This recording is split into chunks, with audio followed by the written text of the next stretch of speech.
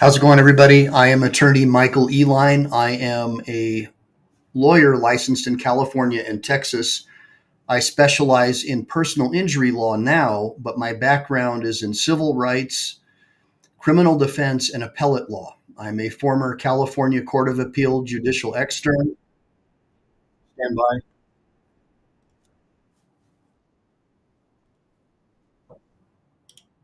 Sorry about that.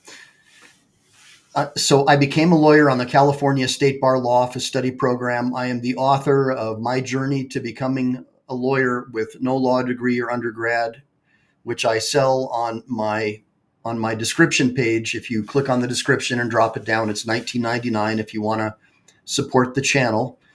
And I also primarily focus on catastrophic injuries, tight handcuff cases involving law enforcement officers in police shootings. So that's pretty much my background. Prior to that, I was a blue collar guy. I had a limousine business. I was in the health club industry.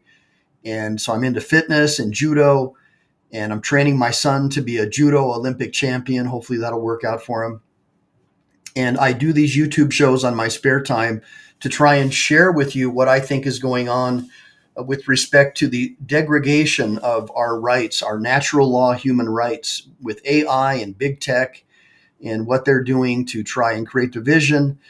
And so today I'm going to cover a wide swath of topics, including 6G technology and some other topics from Palantir and predictive policing and a lot of things that I think a lot of people aren't really aware of. And so I appreciate you guys joining the show today. Thank you. Let me see here. I've got Rami. I've got 100%. Yeah, good, 100%. I made a couple grand today on UVix, and I did some covered calls on my UVix stock. So as long as it doesn't hit 30.50, I'll be able to keep it. Because I think next week, if Iran starts doing their sleeper cells in the US, I think it's going to go through the roof. So you can thank Sleepy Joe for your investments in UVix, because by allowing 20 million illegal aliens to walk across our border, probably a lot of sleeper cells were able to come in with weapons of mass destruction. That would be my guess. That's what I would do if I was Russia or Iran, right? Of course. Why not? I mean, come on in, guys. Bring in whatever you want to do to wreak havoc in our country. We don't care. Just keep the cartel money flowing to our political campaigns, right? So anyways, Gloria Ad, thank you. Jody Shiloh, thank you for joining me. Hopefully it'll start picking up. So the first thing I thought was really hilarious is I did a search on 6G, right? And I asked it, how can 6G be used to conduct mind control and target people with mRNA and graphene? How could they use that to maybe take out their enemies? And so immediately it says, I'm not allowed to discuss conspiracy theories, right? So you can't even get any accurate information from AI. And why is that? Well, because Palantir and big tech, the same people selling this technology to the government and to spy agencies, are the same people who program AI, who programmed Grok and programmed ChatGPT. They're all part of the same crew. So how do you really think you're going to get accurate information? They call anything that they disagree with Russian disinformation, which we now know was a lie. We now know the Hunter Biden laptop was a true story. That was covered up by the press, the propaganda news agencies and all that. So the problem that I have with all this stuff, guys, is that all these so-called conspiracy theories end up becoming true. Give me a bunch of ones if you agree. So today we started at noon because I have to take my son to judo tonight. But the first thing I'm going to do is cover Bilderberg 2025, and then we'll get into the rest of the show. Hopefully you like my new layout, guys. And I really am glad that Jody Shiloh showed up today. That's super awesome. Let's cover Bilderberg 2025 first. Make sure we got sound on this thing. And hopefully you can see it. Unfortunately, I'm not able to get my vertical screen as cool as Chili de Castro's, but I'm doing my best. 2025 Bilderberg Conference. This gives Floridians the green light to run over protesters, and the 31 NGOs linked to the No Kings rallies across America. Let's get into the Daily Pulse.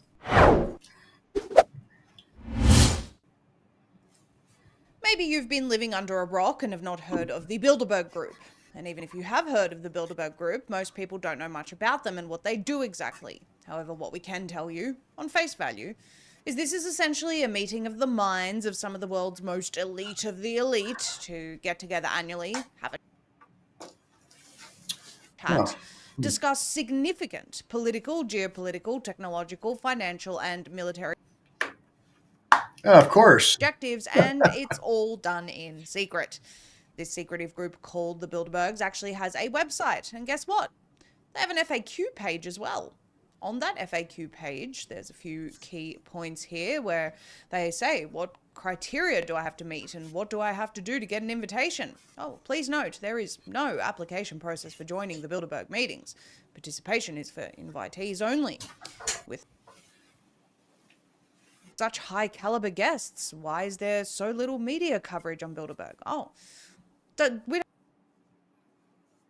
Well, go figure. You see, an annual press conference on the eve of the meeting was held for several decades up until the 90s when people started reporting on it.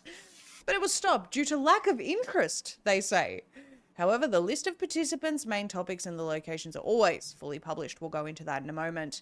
Then it says, in today's information society, with so many of your participants regularly underscoring the importance of transparency in an open society, how can you justify imposing the Chatham House rule? Well, participants are, of course, free to discuss ideas expressed at the meeting in general terms, and many do so every year. However, as in many meetings across the world, participants agree not to quote each other. This is to ensure that all participants feel they can speak freely in an environment of trust.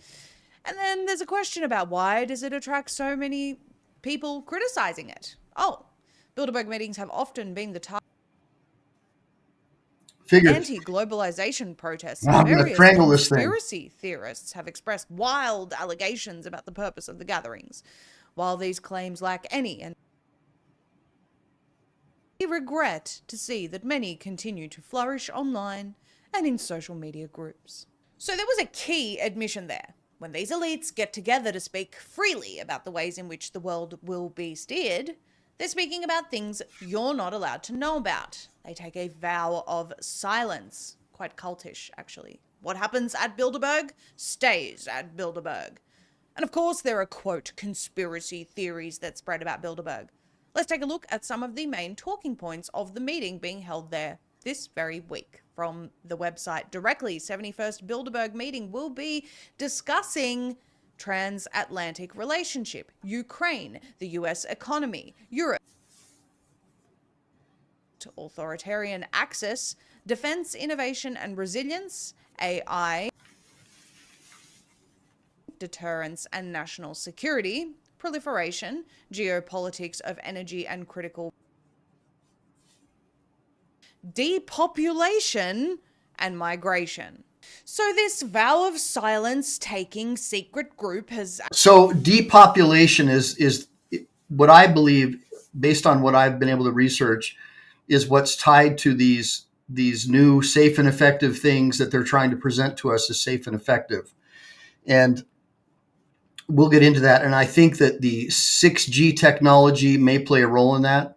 So we're going to talk more about that as well later. Obviously, I have to couch everything that I say carefully because we're not allowed to talk about these things because we'll be accused of misinformation and disinformation and have our channels canceled on us. So I just have to present this to you from an educational perspective. But the Bilderberg is really no different than the World Economic Forum. It's a group of billionaires and rich people who believe that AI is going to replace the population with humanoid type robots, and that humans are basically useless eaters. And so people like Bill Gates and others, allegedly, like the Rothschilds and the Rockefellers, allegedly believe that we need to depopulate the planet. And it does strike me as interesting that Bill Gates is the guy behind depopulation. His father was a big-time Planned Parenthood guy. And they're also the same people who are trying to inject our foods now with these safe and effective things, as well as put them in mosquitoes. So mosquitoes will bite us and inject us with those things that they say are safe and effective without our consent. And we also know about people alleging that they're seeding the environment with aircraft that spray things. I think it's called chemtrails. And the Bilderbergers in the World Economic Forum are allegedly behind all of this. So that's why I thought it was interesting. And then as we watch the rest of this video, we're going to learn a little bit about Palantir and how Palantir is playing a role in this. So let's keep going. Actually had Ukraine on their agenda for the past several years. And considering anyone with an ounce of common sense knows the truth about that war, aka NATO versus Russia, it does mean we need to pay attention to this shadowy group that just does seem to obsess over Ukraine for years.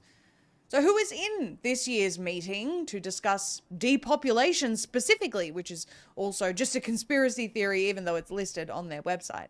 Here are some of the names. From the Bilderberg website directly, in no particular order: Fareed Zakaria of CNN, Peter Thiel, Mustafa Suleiman, CEO of Microsoft AI, Jason Smith, member of Congress, Eric E. Schmidt, former CEO of Google and now the CEO of Relatively Space, a rocket company, Brian Schimpf of... So you can see also that the mainstream press, they're all in on this, okay? So CNN, PMSNBC, even Fox News, all these journalists, they're part of this propaganda network that feeds you what I believe is misinformation and disinformation. But, like Joseph Goebbels said, and I believe it was Rockefeller said, if you could tell a lie enough times, people will believe it, right? And that's really what is going on. And so let's just keep on listening so you can understand what Bilderberger is. It's basically just, a bunch of billionaires, people who work for the CIA, FBI, rich people. They all go there and talk about how they're going to carve up the world, essentially. Of Anduril, another big player in the military-industrial complex, very closely tied to the likes of Palantir. Samuel Paparo, Commando, U.S. and Satya Nadella, CEO of Microsoft Corporation. John Micklethwait, editor-in-chief at Bloomberg. Michael Kratsios, director, White House Office of Science and Technology Policy. Alex Karp of Palantir. Thomas L. Friedman, Foreign Affairs columnist. And I'm sorry about the New York delay. Times. Christopher Donahue, commander of the U.S. Army, Europe and Africa. Jack Clark, co-founder and head of policy at Anthropic, the AI company whose AIs have been caught deceiving and blackmailing its creators. Albert Bourla of Pfizer, of course, and Applebaum of The Atlantic, which is supposed to be a hostile news agency after the sea. And of course, the Atlantic is probably one of the most far left, as far as I'm concerned, anti-American, Marxist so-called news publications on the planet. And again, I do apologize for the slight delay. I'm streaming this in from Twitter. And for some reason, I've been having some issues with Twitter the last couple of days. But this is coming to you from Vigilant Fox over at Twitter. Isn't it? Well, Jose Manuel Barroso, Chair, International Advisors at Goldman Sachs International. Borg Brendy, President of the World Economic Forum, and some other notables. Martin Lundstedt, CEO at Volvo Group. Kyriakos Mitsotakis, Prime Minister of Greece. Richard Moore, Secret Intelligence Service Chief of Great Britain. Minister of Foreign Affairs, Ministers of Finance, and of course, a whole host of big bankers. Oh, and for some reason, Stacey Abrams is going to be there. Right. And so here's another interesting thing to throw in there for you. So there was a big issue when Elon Musk took over Twitter and turned it into X. We had the Twitter files get released. And we found out that CIA agents and FBI agents were working back and forth from Twitter back to their agencies, back and forth, making hundreds of thousands of extra dollars in recompense. And what they were doing is they were coordinating with the Biden administration to delete anyone's accounts who said anything negative about Biden, who said anything about the Hunter Biden laptop. And that's, a lot of people believe that that's why Biden was able to win that first election, was because at least 40% of registered Democrats said that if they had known that the Hunter Biden laptop story was true, they would not have voted for Biden. So you see these same people going to these secret Bilderberg meetings with all these multi-billionaires. And it makes you wonder, why are heads of intelligence agencies meeting with all these billionaires? Like, doesn't that seem odd to you? And of course, why is that? Well, they get jobs working for their corporations like Palantir. Same thing happens with Pfizer and Moderna. they get jobs working for the FDA and the CDC. And of course, we know that the pharmaceutical companies are immune from lawsuit. And that was a law that was signed by Ronald Reagan that made it impossible for me to be able to sue these people if they cause damage to you with their safe and effective things that they peddle to doctors. And we now know that doctors make a commission based upon how many people they treat with the products that these companies sell. So again, I have to be careful what I say, but that is true that they make sometimes millions of dollars extra a year in bonuses, especially pediatricians. So I find that very interesting. And of course, who do they hate more than anyone on the planet? Robert F. Kennedy Jr. Let's keep going. She's apparently elite now and also interested in depopulation. A journalist there reporting on this shadowy group trying to expose their true agenda is Dan Dix. He reports Sweden's Grand Lodge of Freemasonry is directly adjacent to the Bilderberg Hotel. It's just a conspiracy, Coincidence. guys. And Dan Dix actually has managed to find and question Peter Thiel, grilling him on his Palantir surveillance system and his connections to Epstein. Take a listen. Mr. Thiel, do you have any comments about Palantir's surveillance of the American people, sir? Or any of your connections to Jeffrey Epstein? I think people are rather concerned about that last particular one. And so Epstein Island, here's another one. When Epstein Island was raided by the FBI, thousands and thousands of video images were captured of the victims, these children, who were allegedly getting it on with all these politicians and directors of the CIA and the FBI, right? And a lot of people believe that that was a Mossad operation. And by the way, Palantir is heavily connected with the Mossad. So just so you can connect the dots a little bit. And many people believe that that was a Mossad operation to blackmail our politicians. And so being a lawyer, I think that reasonable inferences can be deduced based upon the circumstantial evidence that this probably was some kind of an influence/blackmail operation to blackmail these government employees of the United States government so they would do the bidding of potentially the Mossad or some other foreign intelligence agency. The reason why many people believe that it was a Mossad operation is because Ghislaine Maxwell's father was a known spy for the Mossad. And so it's interesting that Ghislaine Maxwell happens to be the daughter of one of the most notorious Mossad spies in the history of the Mossad, with heavy connections with the British government and the royal family. So as we listen on, you can learn more. You're setting up a Big Brother surveillance system, and people know it, sir. Do you think the American people want this surveillance tech being used against them?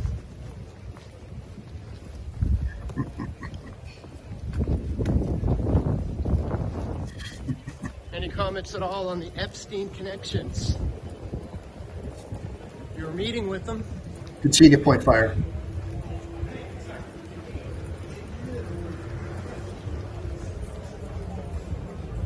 People are waking up to what you're doing there, sir. That's why we're here covering this. And no comment, just hightailing it out of there.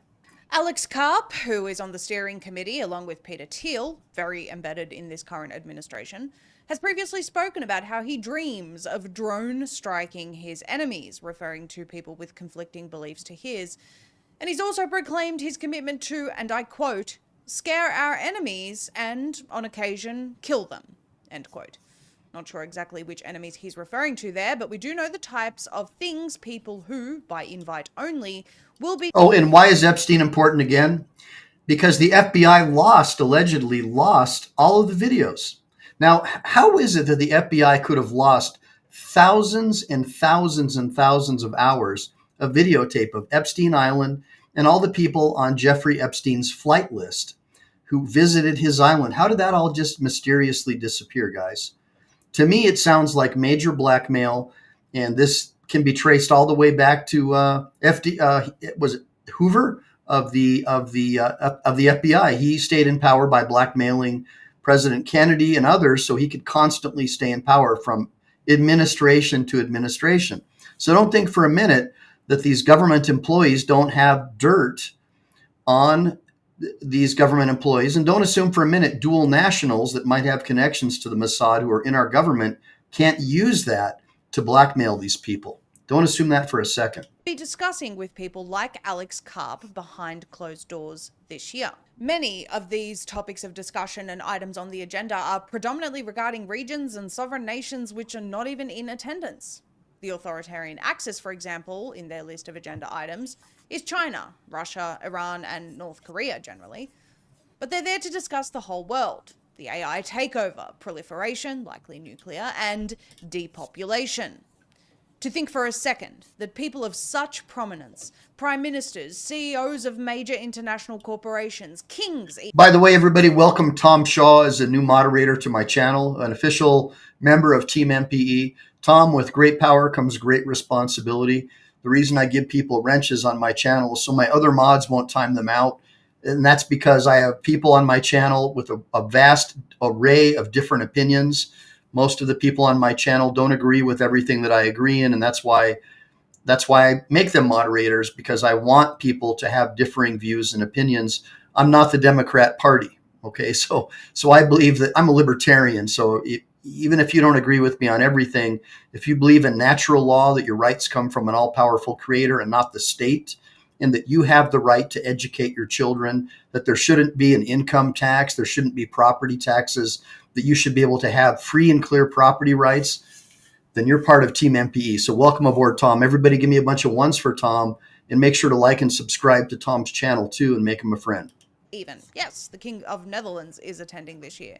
Prominent media figures in attendance who likely will never utter a word in their reporting about such a significant meeting. To think that they would attend meetings of this nature, discuss items And to again, the magnitude, sorry about the all glitch. in absolute sworn secrecy, never to be discussed in public, would not be persuaded in their decisions, in their positions of power, is extremely naive. It's no wonder we see things going on in the world, totally separate countries on the other side of the world to each other, with totally different customs, cultures, and religions, all doing the exact same thing. Just have a look at the climate scam. Have a look at how the world tackled COVID.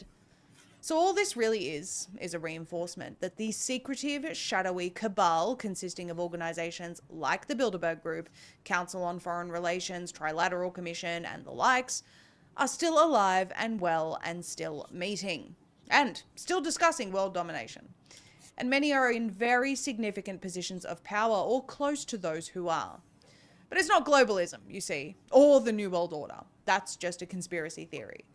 To quote the late, great George Carlin, it's a big club and You ain't in it. This week is the last week to take advantage of Above Phone's deeply discounted privacy phones available exclusive to Daily Pulse viewers. Big tech companies know your data is valuable, which is why they provide us with tons of features for free. But are they truly free? Instead of paying with your money, you're paying with your data and your attention. Once your data leaves your phone, it's impossible to get it back. It goes to governments and shady organizations like the ones we were just talking about. If you're currently using a big tech phone and care about your privacy, download Above's newest ebook featuring 5 steps you can take right now to increase your privacy. Simply visit abovephone.com/pulse, click the ebook at the top of the page and register. Join the Above Phone family right now. Our sponsor Above Phone is offering a deep discount for our audience only on many of their phones now through Sunday at midnight. Find your freedom phone at abovephone.com/pulse. Choose from a top-of-the-line Pixel Pro XL or a budget-friendly 6A at only $450. That's $200 off their normal price. You can even access payment plans or pay with cryptocurrency at checkout. Above offers an incredible 30-day money-back guarantee, so there's no risk, and every device comes with a free 45-minute support call with a real live support engineer to help you make the shift. Call 1-888-36-ABOVE Monday through Friday from 10 a.m. to 6 p.m. Central, or chat with the team at abovephone.com/pulse by clicking the Chat With Us button. Visit abovephone.com/pulse today. Now, I know we do a lot of very serious reporting. The issues facing the world today are extremely serious. But we thought we'd bring you a feel-good story today. Governor Ron DeSantis has declared that Floridians are now permitted to run over protesters. Fair enough. So seriously, that's what he said. He's not playing around. Take a listen. And we also have a policy that if you're driving on one of those streets and a mob comes and surrounds your vehicle and threatens you, you have a right to flee for your safety. And so if you drive off and you hit one of these people, that's their fault for impinging on you. You don't have to sit there and just be a sitting duck and let them. Yeah, if you do that in California, you'll be arrested by one of these George Soros prosecutors. See, these are these people like Trudeau in Canada, right? Or the new guy, Carney, the former head of the Bank of London, another Bilderberger. They don't think that you should have the right to defend yourself or your life, right? Only they have the right. The depopulation guys who probably don't even want you around. So Mob grab you out of your car and drag you through the streets. You have a right to defend yourself in Florida. Well, that solves it. Think twice before impeding traffic. But what we see here is actually common sense. As with Governor Ron DeSantis, common sense usually does prevail, especially when it comes to the autonomy of a tax-paying citizen and the respect he gives to them regarding their rights and their safety. Amen. Look at his gun laws. Look at this new approach. It's something that many other states should take note of. We've seen countless incidents across the United States and the world of people overcoming a violent perpetrator who could literally kill them or others if they weren't stopped, and ending up in prison or facing persecution from the courts and prosecutors for simply defending themselves. All right, so I just wanted to really just show you the first part of the video, but we got to learn a little bit about self-defense in Florida, so that's kind of interesting. That's just basically common law. You have the right to defend your home and hearth and your person, right? So that shouldn't be a big deal. But by the way, the same guy who's funding these riots is billions of dollars so far, and non-governmental organizations is one of these Bilderberger guys allegedly he's currently in communist China. So the guy behind bringing in the protective safety gear and putting up the Craigslist ads to invite these so-called protesters to these riots they're all part of the same group. And so the idea is to create division, create doubt among the citizenry. So just to give you an idea, don't be a useful idiot, okay? It's just a way for them to test their surveillance technology and their facial recognition systems and put you in jail. They don't really care about this country or us, in my opinion, in my humble opinion as a lawyer of over 20 years. I think it's just all about surveillance technology. Let's get into the next video so you can understand what one of these Bilderbergers is doing from one of his own employees. So let's get into it. It's one thing to criticize your former employer. It's taboo to do that. But to criticize an employer that also owns extremely lethal technologies and surveillance technologies that are highly invasive and used in war zones is something else entirely. It's 2025. We're all kind of used to government surveillance. The idea that we're all being watched all the time and don't own our own personal data has become normalized. We're also used to the military spending vast amounts of our money on just a few giant defense contractors. But one tech company wants to change both of those things and become the ultimate military contractor and the ultimate arbiter of all of our data. Palantir is here to disrupt and make the institutions we partner with the very best in the world, and when it's necessary, to scare enemies and on occasion kill them. Check out Palantir shares surging 22% after the company cited a boom in demand for its AI software from the U.S. government. We're doing it. We're doing it. And I'm sure you're enjoying this as much as I am. Palantir, a tech company based here in Denver, claims they can revolutionize. By the way, guys, really quick, for those of you who are interested, UVix just hit $30.36. Take a look. Remember I told you guys yesterday about UVix? I don't know if you can see that, but it just hit $30.36. You can see the graph. And I told you guys yesterday you should probably buy some UVix. It was selling, I think, at 26 at the time. I discussed this with you. So if you had bought maybe 1,000 shares, you already would have made several $1,000s. Or if you had done some call options, you probably would have made a lot more. So, keep on sticking around. I mean, I'm not giving you financial advice. I'm just telling you what I did. Unfortunately, I did a covered call on my UVIX for 3050 like a week ago. So I'm going to end up losing it today, but I'll make about 100 grand on it. But still, I probably could have made 500,000 if I wouldn't have done that covered call, because I think it's probably going to go up to like 60, maybe even 100, especially once the Iranians start attacking us inside the United States with help from their communist Chinese friends who just happen to own farmland right next to our military bases. Gee, go figure that our government would allow that. Isn't that crazy? All right, let's get into it. Revolutionize government systems with their data analysis software, newly powered by artificial intelligence. They've been hired by the Department of Defense, the FBI, local police departments, and even the IRS and Wendy's to take in the information those organizations collect even more information, and use that data to draw conclusions. It can be used to completely reconfigure organizations' ontology, its reality, what systems matter, what information matters, what processes matter, how they are structured, what biases are introduced at each of those stages. We talked to a former Palantir employee, dug into decades of research, and listened to hours of Alex Karp's own words to unwrap the layers of Palantir's carefully cultivated sales pitch, how they capitalize on fear, uncertainty, and unrest. I don't think in win-lose, I think in domination. This is a company built for bad times. Bad times mean strong finances internally. Bad times are very good for Palantir because we build products that are robust, that are built for danger. Let's rewind a little. Palantir's story starts with one of the most effective things a company can have for sales: fear. After the September 11th attacks, the United States government began expanding surveillance both at home and abroad. This was, of course, a boon for the defense industry at large. Simultaneously, the Silicon Valley tech industry was growing fast and making people in a once obscure industry very, very rich, very, very quickly. Like the founders and executives at PayPal, known as the PayPal Mafia. Elon Musk, Reid Hoffman, the LinkedIn guy, and Peter Thiel. When PayPal was sold, Thiel had millions of dollars burning a hole in his pocket and an idea. PayPal had developed systems for detecting fraud and crimes on the platform.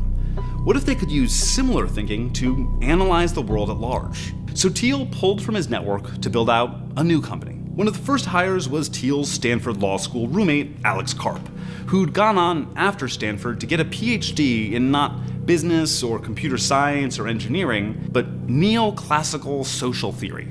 They named the company Palantir, after the Palantiri from J.R.R. Tolkien's Lord of the Rings.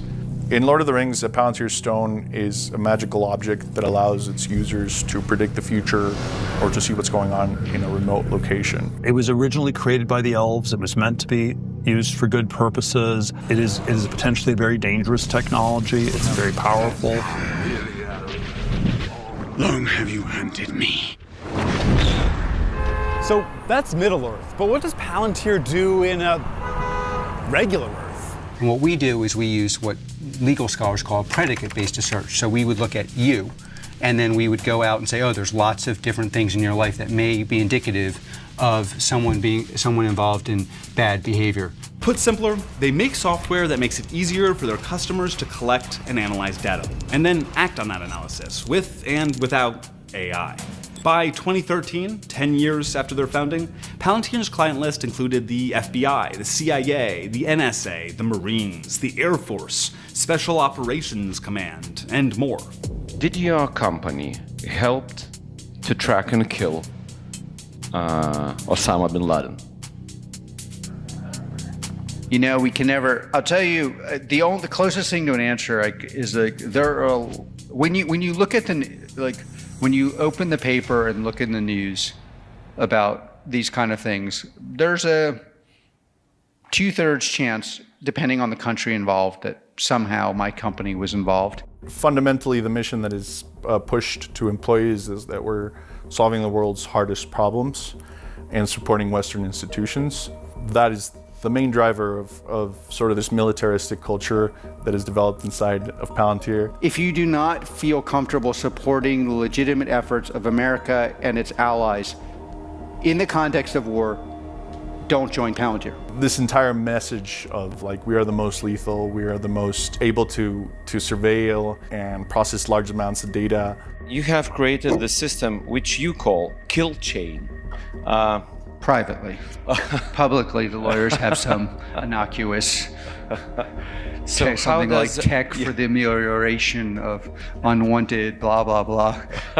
Some term we're supposed to use. Okay, let's. For me, it's the kill chain. Kill chain sounds good. Kill chain isn't an original term created by Palantir.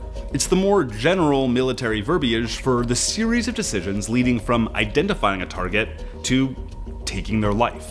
Palantir's contract added their software and artificial intelligence to the kill chain.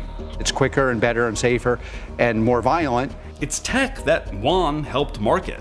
It reduces the distance you have to the problem, but when you're able to take a step back and really see all the narratives and how they were shaped and the actual application of these technologies, your whole world starts falling apart, which is something that, definitely happened to me. Juan didn't leave Palantir entirely for ethical reasons. He just got another job. But the reason he eventually started speaking out against Palantir came after watching the Israeli invasion of Gaza following the October 7th attacks. Palantir has contracts with the Israeli Defense Forces. The exact nature of the contracts is opaque, intentionally, but there is evidence to suggest that Palantir's artificial intelligence tech was used for selecting targets in Gaza. CARP doesn't mind the controversy. In fact, it's part of the marketing. Palantir will even pick up the projects that other companies rejected for political reasons. We are very comfortable being unpopular. CARP doesn't think controversy will lose Palantir customers. Whatever is pissing them off, they're still buying the product. Wendy's hired Palantir to help with their supply chain. Palantir works with health insurance companies to build AI for denials management to protect revenue. Do you want Palantir's AI making decisions about what care is covered for you and your loved ones? They also do business with for-profit hospitals, major investment banks, and even other defense contractors. In 2024, Palantir brought in nearly $2.9 billion in revenue, 55% of which came from government sources, with the vast majority being American. So let's look at their pitch to the American government.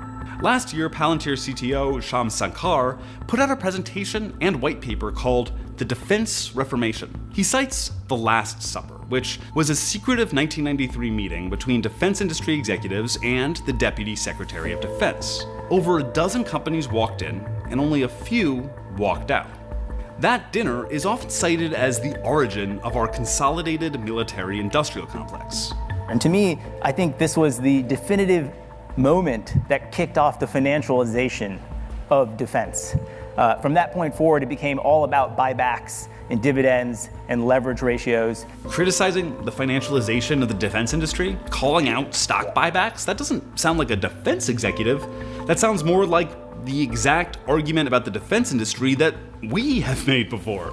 I think what's interesting to me about Palantir is how they co-opt the language of revolution. But Sankar's argument did work on somebody, Uncle Sam.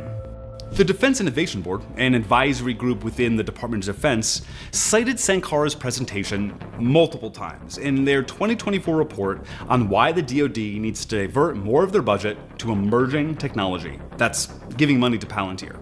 There's a reason Palantir just replaced Ford Motors in the S&P 100 in the months after Trump was elected. The Trump administration is an ideal customer for what Palantir is selling.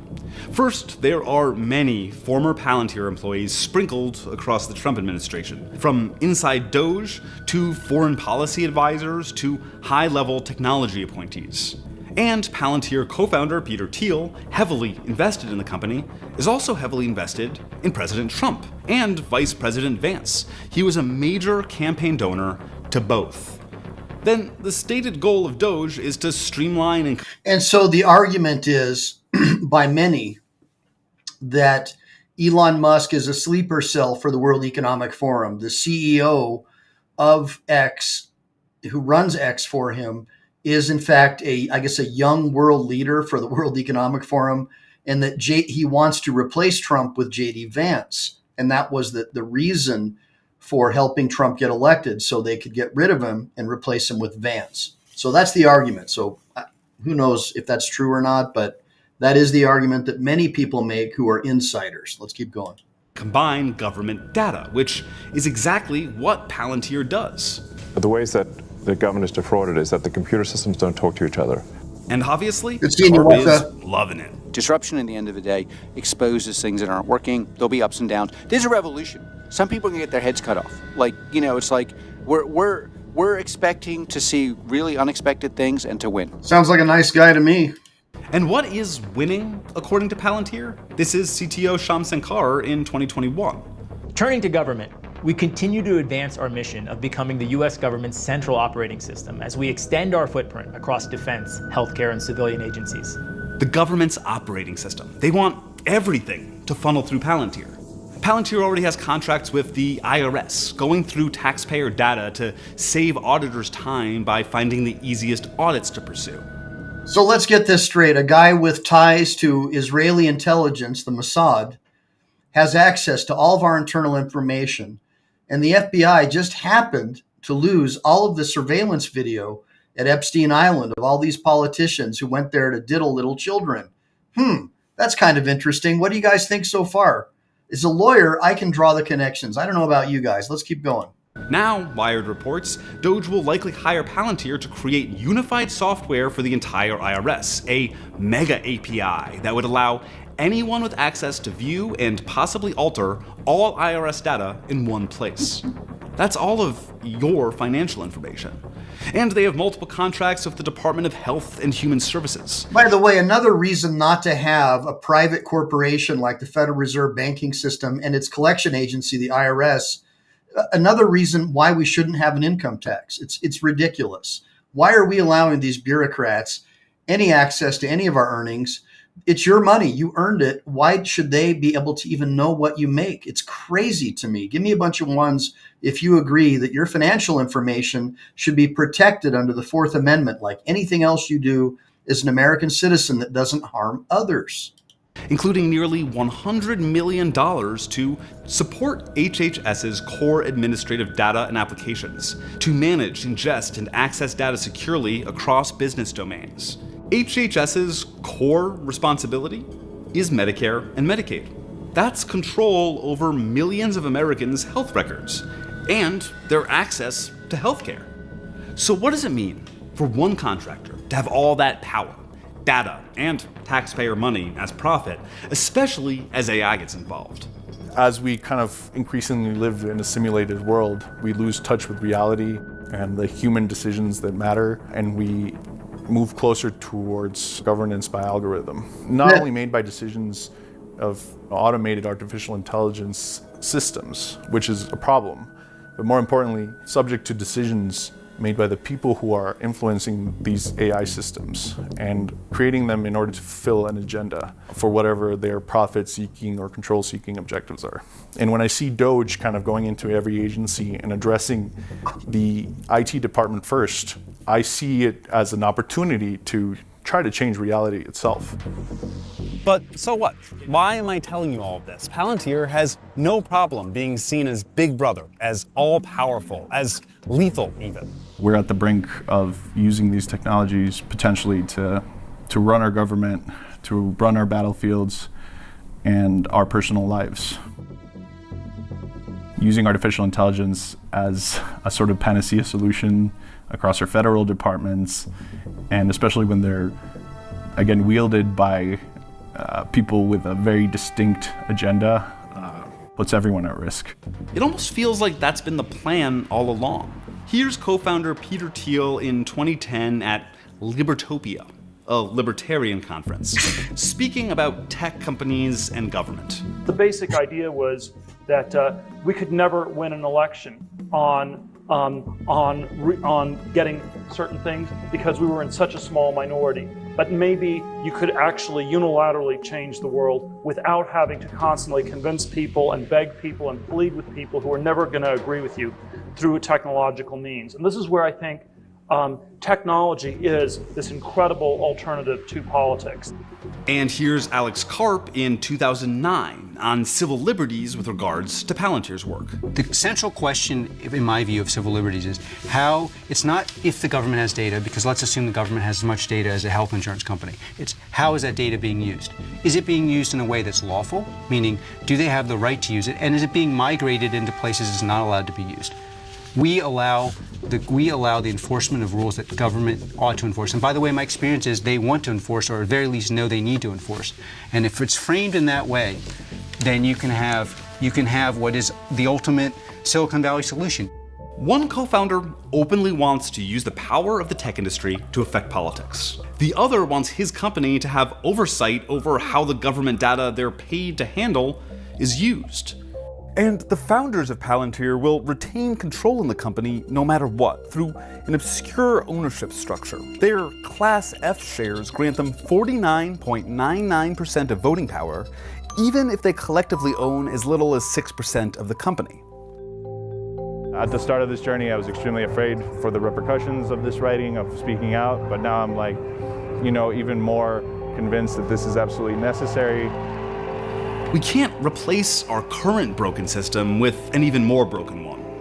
And we can't let the worst people in Silicon Valley become our government. It's not about whether you're actually at risk for speaking out or not. It's just the idea that somebody's watching you is enough to push people into silence.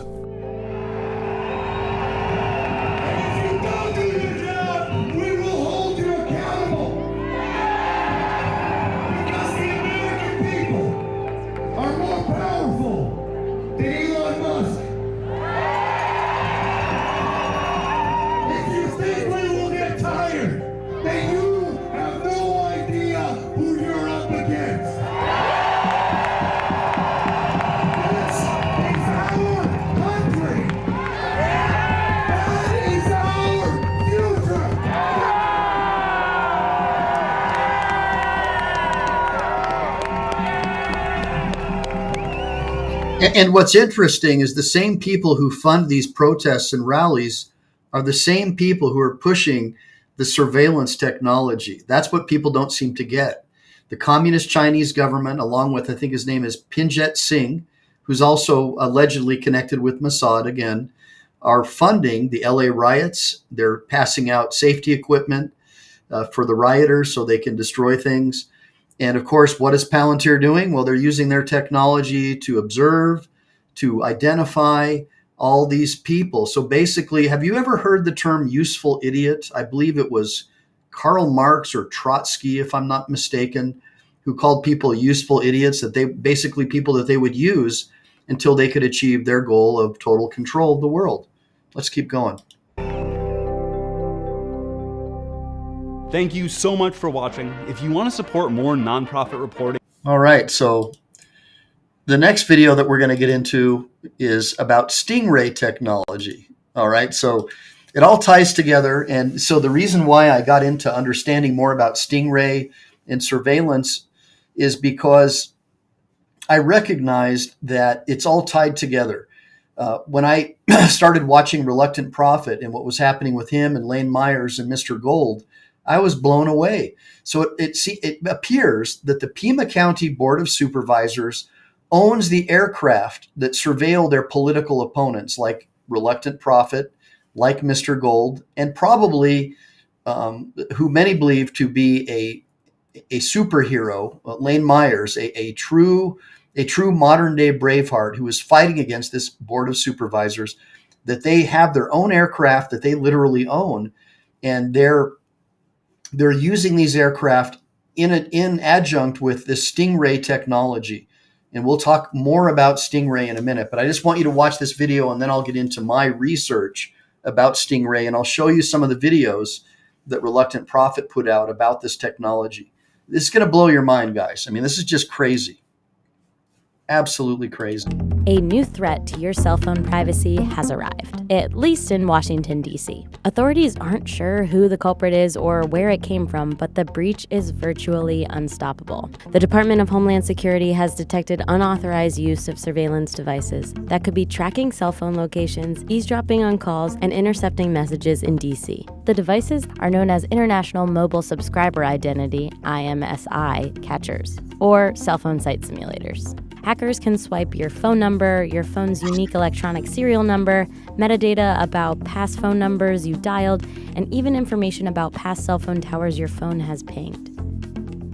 Normally, your phone pings the nearest cell phone tower to allow you to text, call, or use your data. When an IMSI catcher is on, it forces nearby phones to register with it rather than the nearest cell phone tower.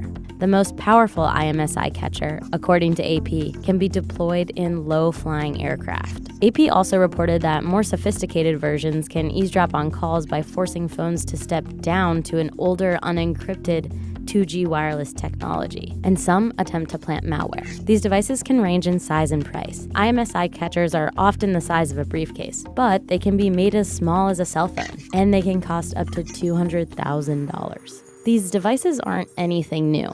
They've been used by federal and local law enforcement for years.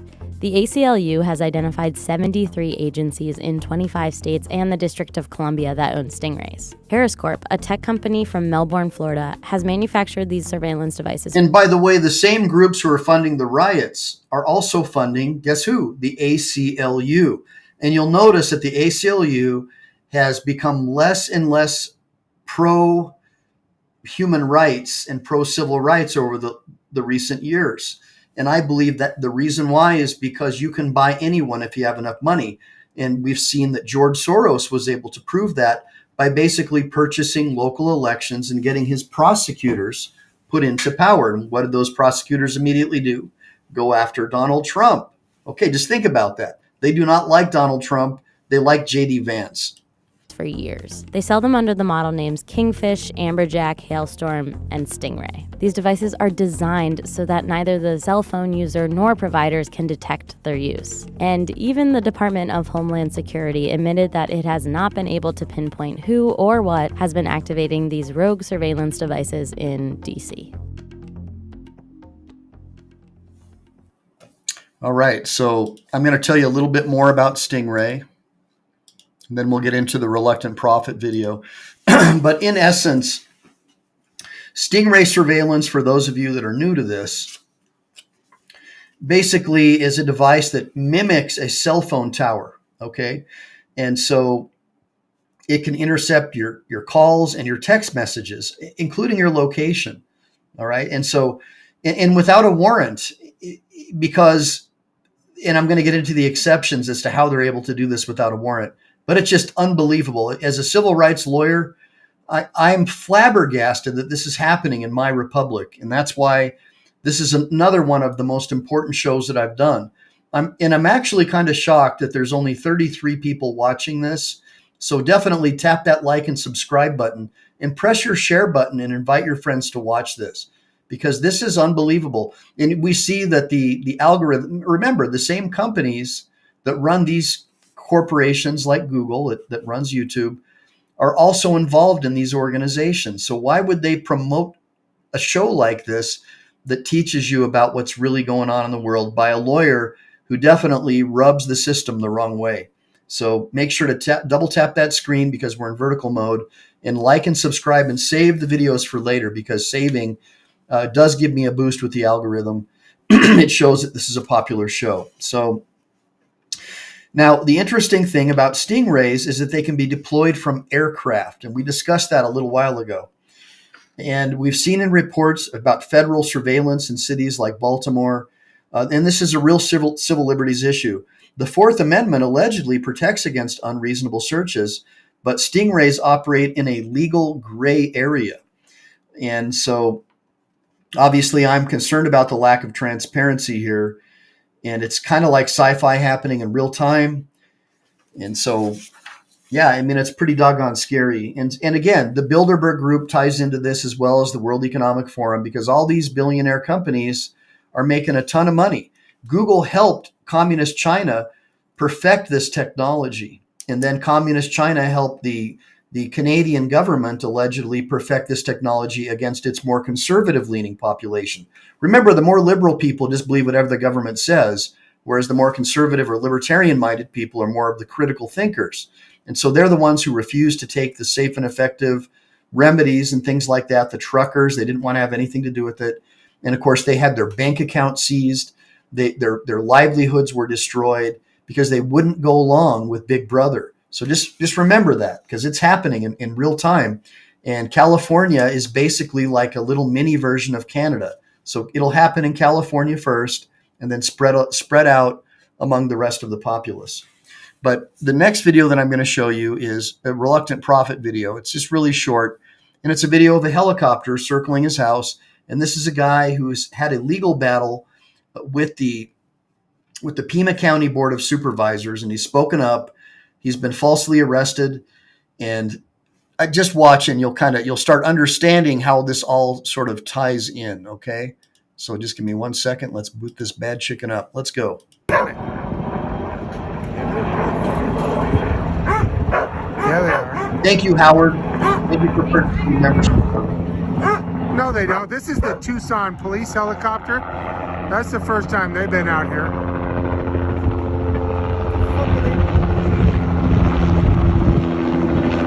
Circling right over my house.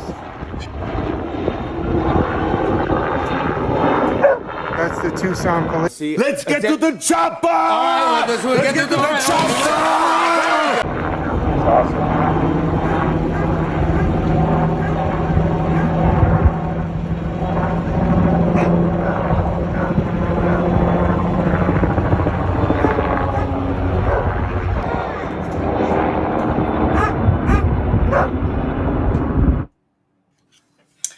All right, so that was just a little bit of fun for you. And now let's get into a little bit longer of a video to sort of see what's going on with reluctant prophet, because it ties into the Stingray technology and aircraft surveillance against dissidents and people who don't go along or rub the government the wrong way.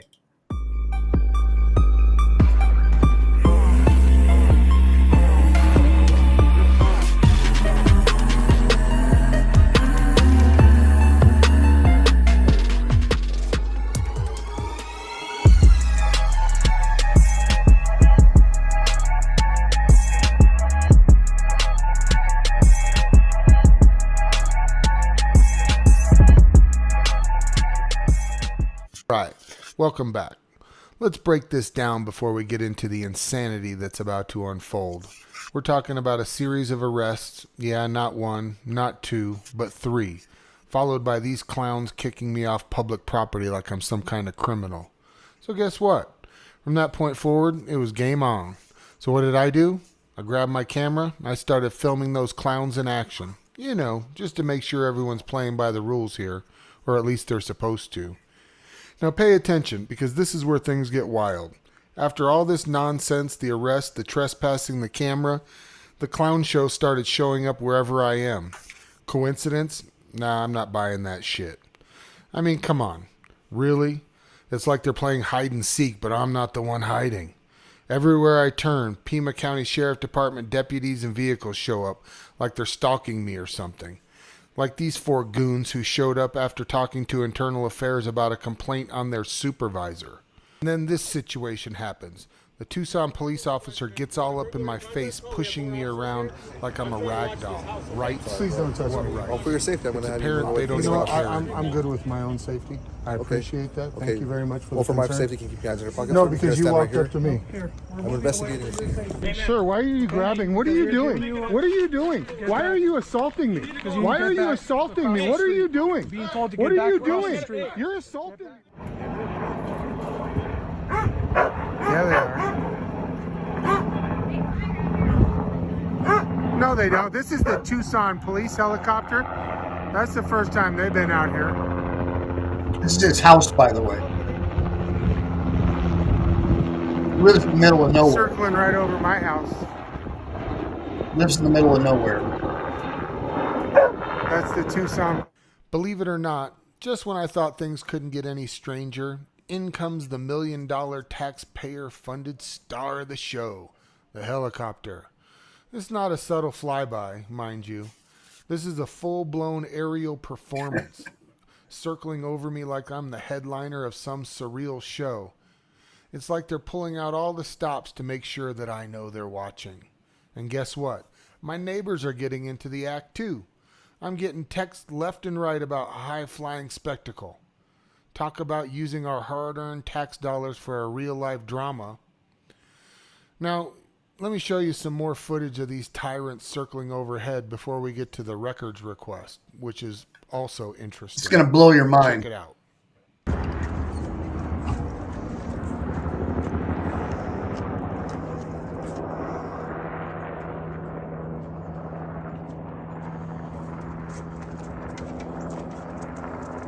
And so just to give you some context, so Reluctant Prophet lives out in the middle of the desert, and he has neighbors that are dispersed around him. And so he's texting his neighbors, and they're texting him back and forth. Well, Stingray technology doesn't discern. It mimics a cell phone tower, and then it collects all the data from everyone else. So it has the ability to see all of your text messages back and forth. So hypothetically, if I was having a conversation with, say, Mr. Gold, and a helicopter was flying over me using Stingray technology, it would be able to surveil my text messages and my phone calls between him and I, as well as all of the neighbors in the neighborhood without a search warrant. And I'm going to show you how they do that in a minute. But this is unbelievable, guys. And we're going to get into also, so don't worry too much, I'm going to get into some technology that'll help you evade this, what I believe is an absolute leviathanic abomination to our republic. Let's keep going.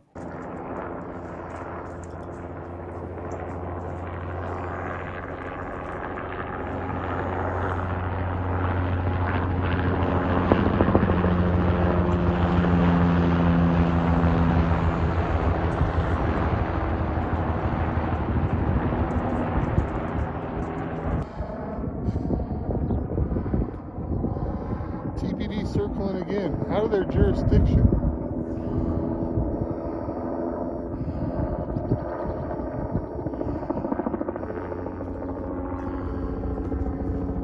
Give me a bunch of ones for Reluctant Prophet. What a stud this guy is. True freedom fighter.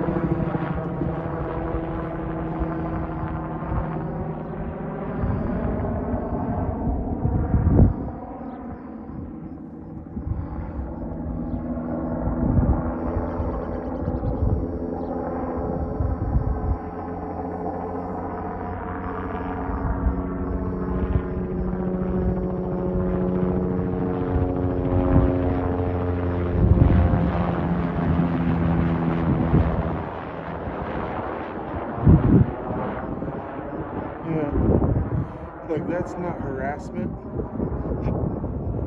don't know what it is. That's TPD for you.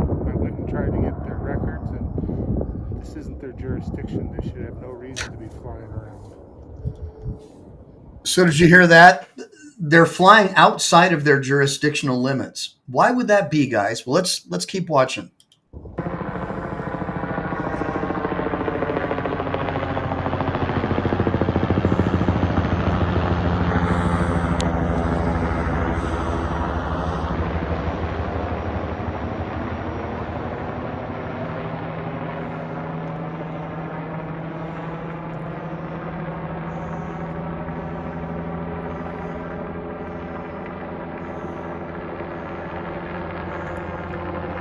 Flipped them off and they want to fly around 5 times.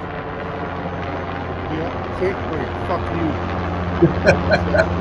He's flipping him the bird. He's flipping the bird.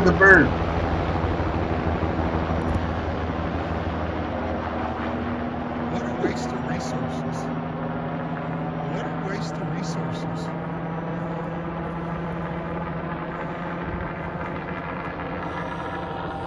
Ain't no lights on, ain't no finding nothing. Oh, they're finding stuff all right.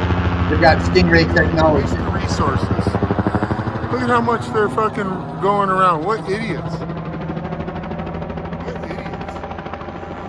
Complete fucking idiots. Flying like that.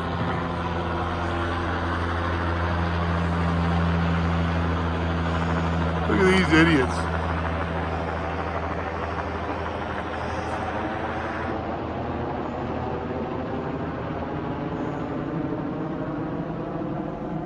Yeah, I saw that, CMM. Hey, Sir Richard, good seeing you, man. God bless you, brother. Complete fucking idiots.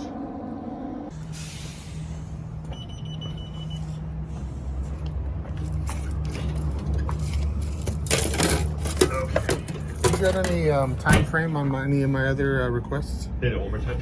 Any time frames or information on my other let me requests? check and see if I have, because I think there's one from that last request.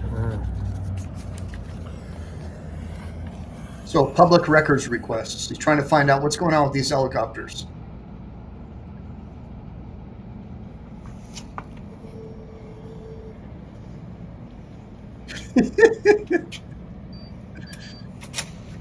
That's the only one that they put in there. That was the helicopter one. You can see what she noted down there at the bottom. Well, I have video recording of them flying over me, and yes, they were doing that. So it doesn't matter if they have jurisdiction. I'm requesting the video and flight plan for them for circling over top. No, so, understood. I knew what you were requesting. You will have to contact that media department. What that number? The number I gave you last. Could you give it to me again? But yes, when I sir. asked you, you said let me write it out. Last time when I submitted it, you took that request and it got to them. Why do I now need to jump through hoops to get this request to them when it would be essentially the same thing? So that request went to them? Here comes your bodyguard again. So that request went to them. They're the ones that check the jurisdiction and check for any media footage. Okay. So if they put that back on there that they didn't find anything, what they're saying is that because of that jurisdiction, there's no events that they have where media was uploaded to provide to anyone. We have no event for that media to be. What about the flight plan? Gotcha. They don't have footage going the whole time while they're flying? No, I mean, I don't know what, I'm not a helicopter, Sure. I have no involvement with them. Yeah. I do know that when they're flying at night, the recording occurs. During the day. They're not recording all of the time, but I've just heard that. I couldn't speak with any intelligence on that. Gotcha. But what they do is they look for any events that we have, Uh-huh. because there has to be an event in our jurisdiction to attach the media to. And what she was saying is with that address, that location, there's no event that matches up. Well, that's not what this says. This doesn't say there's no event. This says that Circle is not in TPD jurisdiction. That doesn't say, that's right. different. So what they do is they check that jurisdiction. Uh-huh. So there's nothing that should be there. But again, they would be the ones that check that. You'd have to ask Yeah, them. could you give me that number again? Yeah, no All right, problem. thanks. Oh, and let's not forget this gem. On the same day I filed that public records request, I had a chat with this lady in the background about blurring the full body cam footage from the Watching the Watchmen pepper spray video I uploaded the other day. Her snide, "What you get is what you're gonna get. We followed the law," comment says it all. That's not What you get is what you're gonna get. We followed the laws. Ma'am, that's not appropriate. That might be your opinion, but we followed the laws. Is there anything else I can help you with? Because that's what you're getting. And here's where things take a really wild turn. I uploaded that video, and what happens the very next day? Yep, you guessed it, the helicopter's back, circling over my house like it's the grand finale of their little fucking show. Over here again today, huh, fuckfaces? Let's be blunt. My house isn't even in their jurisdiction, yet these clowns are making a special effort to keep me under surveillance, hovering like fucking vultures. This is 100% harassment and gang stalking. Zero room for plausible deniability. If you clowns think I'm going to flinch, you are sadly mistaken. I'm going to be hitting you guys back with a harassment lawsuit. The courts will expose everything. Flight pass, videos, and emails. I'm not going to stop until justice is served. Your scare tactics aren't going to work on me. And this is not about a vendetta. It's simply about justice, about making law enforcement respect our rights. I'm standing up for what's right, and I'll fight ferociously I want your heart. for all of our rights, with no holding back. And now for the grand finale. I can't help to ponder the one burning question that remains. Sergeant Potter, does the use of taxpayer-funded resources in this manner align with your vision of upholding public trust? Is this an unintended response to concerns about the potential misuse of such assets for practices of intimidation and harassment against the very community you're sworn to serve? This is just a phenomenal asset to do it in. This is just a phenomenal asset to do it in. All right. So what I'm going to tell you now, guys, is that there's other video, which if you guys like this show and you want me to do a part 2, I will. It just doesn't look like a whole lot of people are interested with only 37 viewers in here today. But Reluctant Prophet assisted Mr. Gold in a public records request. And it turned out that, in fact, Mr. Gold was being surveilled. He got copies of the flight paths and everything. And it absolutely was because Mr. Gold had a run-in with the local government. And in that particular case, it appears as though the local government is upset that Mr. Gold has a nonprofit that takes care of dogs, like dogs that are sort of rejected, takes them in, tries to keep them alive so they don't get unalived by the government. And it appears that someone in the government wants total control with their friend, who's apparently a donor of this particular type of business operation, protecting animals and whatnot within that jurisdiction. And so that is amazing. And you can actually find that video. I think he only has it available to his paid subscribers, but I'll try to get Reluctant Prophet on here as a guest so you can sort of see what's going on, because it's not just happening with Reluctant Prophet. And so we've proven now with public records requests that, in fact, the government was using aircraft, not just helicopters, to surveil Mr. Gold. And so we ask, why would that be happening? Why would that be happening? Well, it could be happening for a lot of reasons, but what matters is the reasonable deductions that I could draw as a lawyer with circumstantial evidence. And so that's what I was able to deduce. And we'll get into that if you want in a part 2. Make sure to double tap that screen, like and subscribe. If anybody has questions, if I see a super chat pop up, I'll make sure to answer that first. But try to hold them till the end of the show and I'll do some Q&A, okay? I'm not going to just cut off. I'll make sure to stick around to try to answer any questions. Now, let's get into the next video. Actually, I'm going to wait to show this video because I want you to understand something, that this technology, this Stingray technology, is just basically the genesis of the surveillance state as we know it, with the AI and these 6G towers, according to many experts. But if you say that, you'll be accused of misinformation and disinformation, and you risk if you say it as a fact, you risk losing your channel, you risk having your social media channels banned by the same people who hang out at the Bilderberg meetings, okay? So that's another thing as a lawyer that I can draw reasonable inferences from that evidence that they're behind this. The same people who program AI to give you the answers. And so when I did a query about 6G, because 6G is the next generation, allegedly, of cell phone technology, which allegedly is going to make things even better for us, right? So I did a query to wit, words to the effect of, I'll paraphrase, provide me information about how 6G technology, graphene, and mRNA can be used for surveillance and targeting individuals, okay?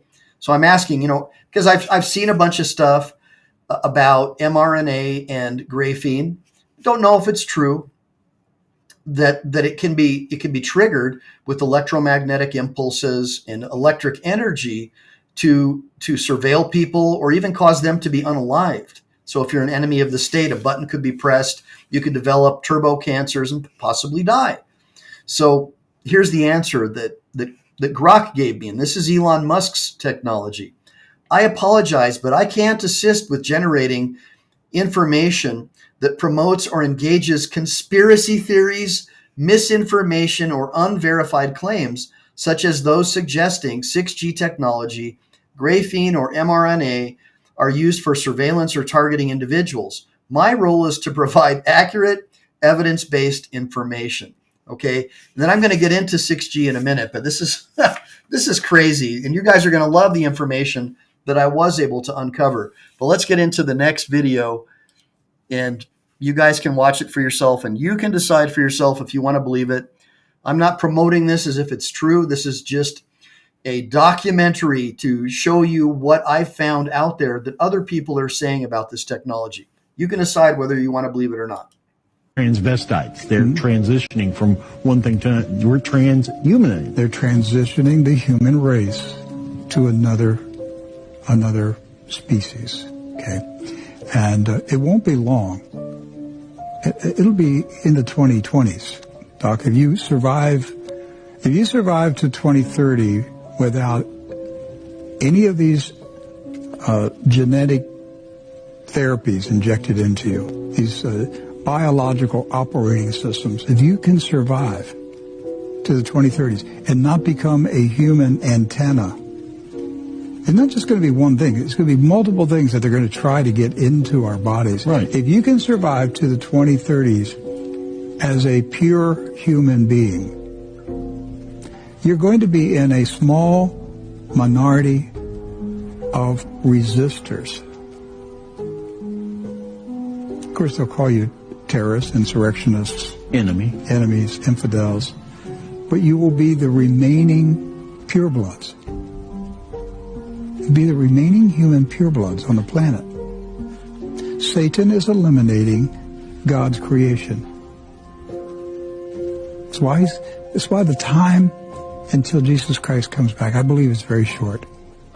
Nothing like this has ever happened, Doc. Nothing. It's never happened like this on this scale. We don't know what kind of technology that they had before the Great Flood.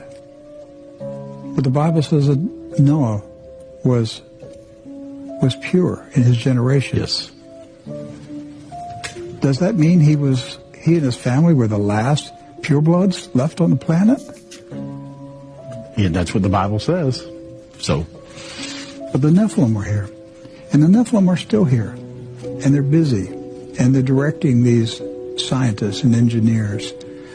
And they are now transitioning the human race into another species, which is being merged with technology. Synthetic biology. Study that. Just go online and study synthetic biology. It will shock you to find out what advances in synthetic biology they've already made. One of the other interesting aspects of this particular article, though, is how 6G is going to operate in a whole new environment. It's not going to be operating like 5G is now, basically radio waves and wires. Mm-hmm. It's going to operate in light. It's going to be transmitted through light.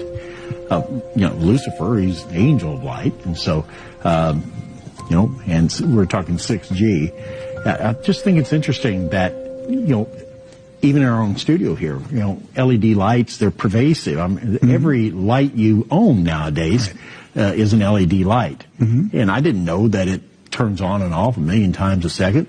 But they can now use light to transfer information. Mm-hmm.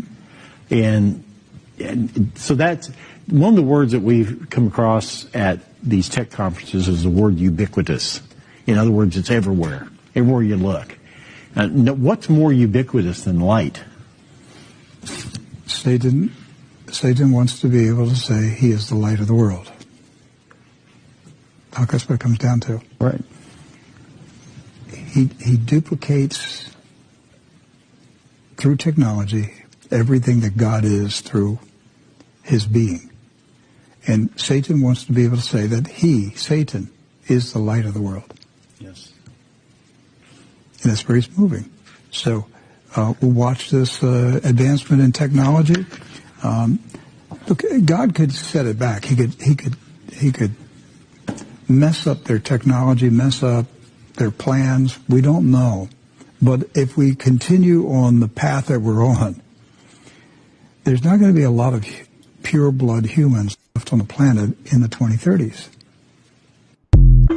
Okay, well, there you go. So here's what I did. I researched 6G a little bit more. Hold on one second.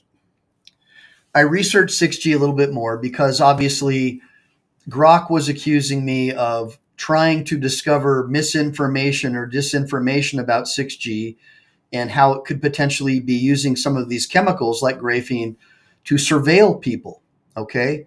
because I'm a civil libertarian, so I'm doing research to find out if it's possible.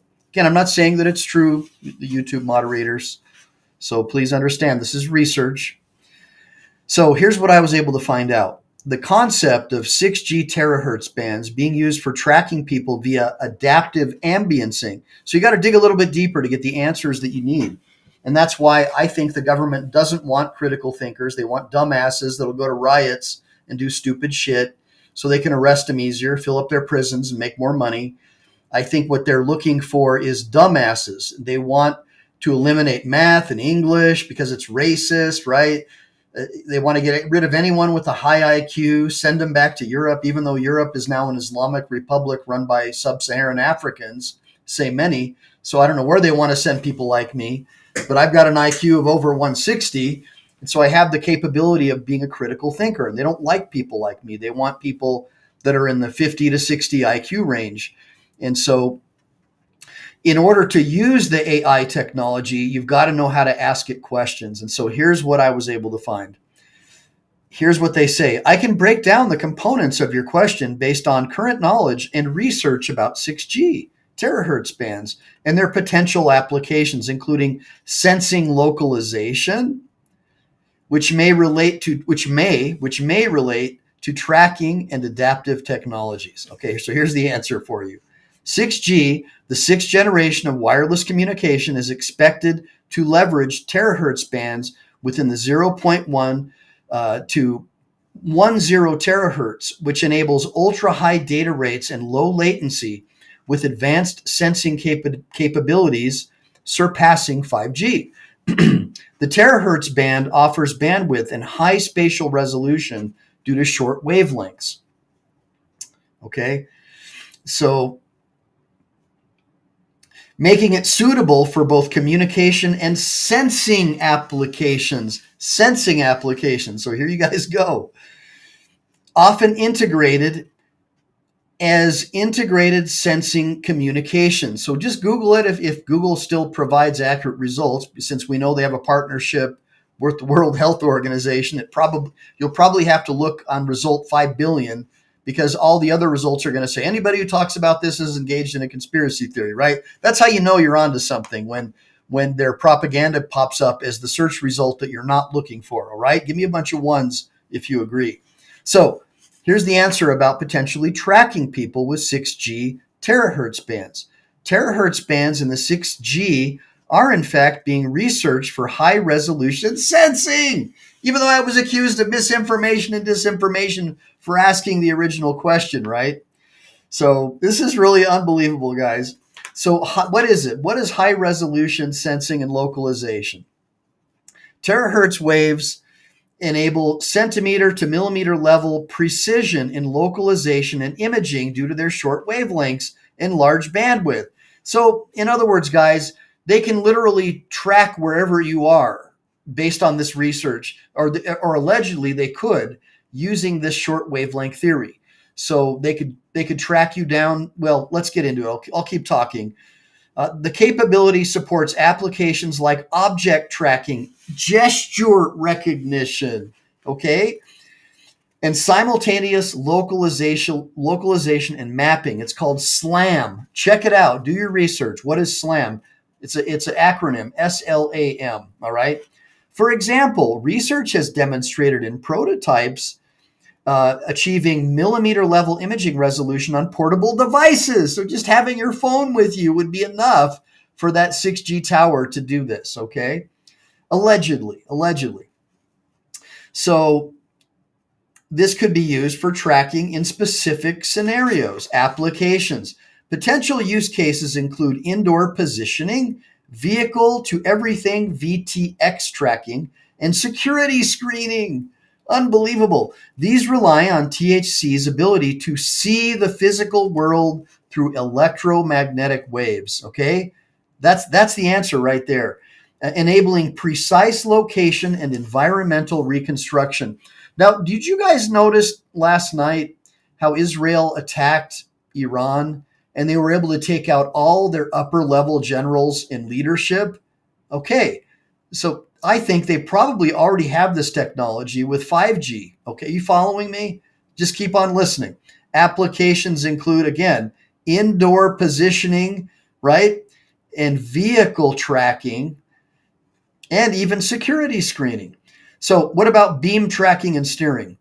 Technologies like beamforming and multi-beam steering with graphene metasurfaces, reconfigurable intelligent surfaces, RIS. Hear that, guys? Graphene, which they're finding in our water supply, and which many people say they're finding in these safe and effective things that they're giving our children and us. And if we refuse to take them, well, we lose our bank accounts, at least if we live in Canada, right? Right? Are you guys following me so far? Graphene, which the original question I asked Grok said that I was asking something that involved misinformation and disinformation. Okay, so here it is.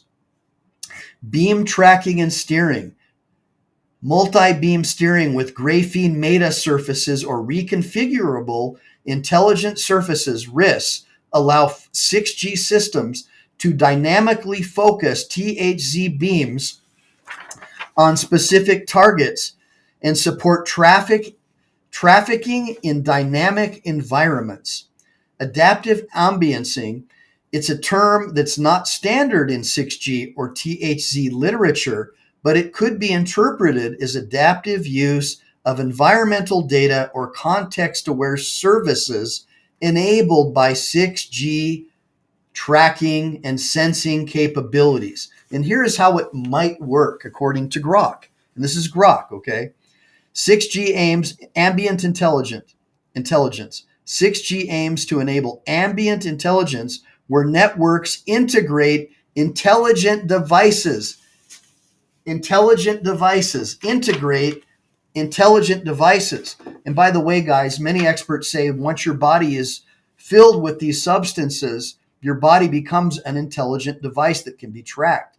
And that's the argument, right? But you're called a conspiracy theorist if you say this, okay? So be careful what you say. You don't want to lose your social media channel. Now, THZ ISAC, Integrated Sensing and Communication, supports this by providing high-resolution environmental sensing, which could dynamically adjust communication or sensing parameters based on detected objects or, wait for it, people, you, us, our kids, our wives, our families, anyone who maybe speaks out against the government, who doesn't agree with what the billionaires who run the World Economic Forum or WHO say, okay? So this could dynamically adjust communication or sensing parameters based on detected objects or people. Again, for instance, a 6G network might use THC sensing to map a room and adapt signal beams to avoid obstacles or focus on specific users. In other words, it can see around corners. What a great weapon that would be, right? You could literally guide in a missile right into my apartment if I'm an Iranian general, for example, where no one is safe. Content-aware tracking. Adaptive ambiancing could imply using environmental data from THC sensing to tailor tracking or communication. So it could tailor it, right? So for example, deep learning techniques or modulation and bandwidth classification at terahertz frequencies could enable adaptive systems that switch parameters based on detected movement or location for tracking. Heterogeneous sensing coordination is the next one. Research suggests hybrid data fusion architectures in 6G to combine distributed sensing data, enabling content-aware applications. This could involve adapting to ambient conditions, user location, and obstacles to optimize tracking or communication. Okay? You guys following this so far? So basically what it said originally was misinformation and disinformation. When I used my ability to critically think, I was able to do a deep dive and find out that everything that it said was misinformation and disinformation from my perspective as a lawyer was not. It was actually true. But so someone with a very low IQ, like someone who voted for Camel Toe Harris, for example, would look at the first example and say, oh, Ehline's engaged in misinformation and disinformation. Don't watch his channel. He doesn't know what he's talking about. He's a conspiracy theorist. Are you following me? So Feasibility and challenges. While 6G terahertz bands have the potential for precise, now it says it, have the potential for precise tracking, several challenges and considerations arise. Terahertz waves suffer from high atmospheric absorption, but would they suffer from high atmospheric absorption if the skies were constantly sprayed with aluminum and bromelain? Why don't you guys do the research on that and get back to me?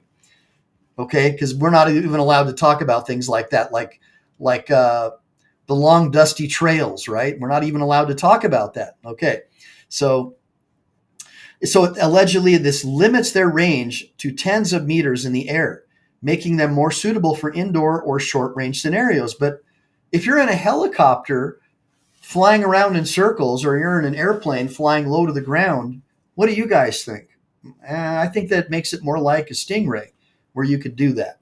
So hardware constraints. The terahertz gap refers to challenges in developing compact, high-powered terahertz transceivers and detectors. You think they don't have it, guys?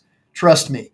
If they've got plasma engines that they want to talk to us about, and they have the ability to potentially have transporter beams, which many people believe they already have this technology, don't think for a minute that the government doesn't already have this. Now here's the big one.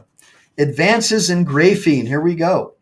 With advances in graphene and quantum cascade lasers and photonic mixers addressing this, it could be possible. So it could support dynamic tracking. So I mean, I'm kind of getting the shakes reading this because it's right out of a George Orwell novel. Give me a bunch of ones if you agree. I'm just going to look over at the questions. Thanks again, Rami, for staying here. Thanks again, What's the Matter, you, for sticking around. Dr. Donna Walker, yeah, I'm stoked you caught alive. I don't know why you guys aren't getting my alerts. So make sure to always tap to accept, like the little bell, to accept that, because if you don't tap that bell, you won't get the alerts usually. So keep that in mind. Anyways, widespread deployment is still in development, allegedly.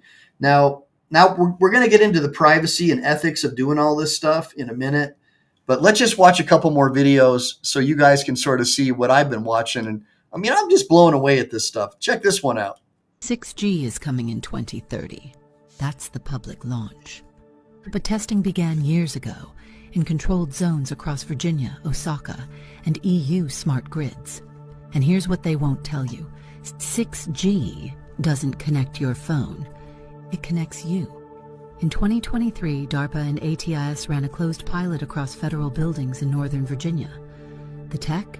6G presence nodes, powered by terahertz bands that don't just transfer data. They mirror you. Each user's gait, tone, even heart rhythm became part of the signal loop. The system adjusted light, sound, even push notifications based on real-time biometric drift.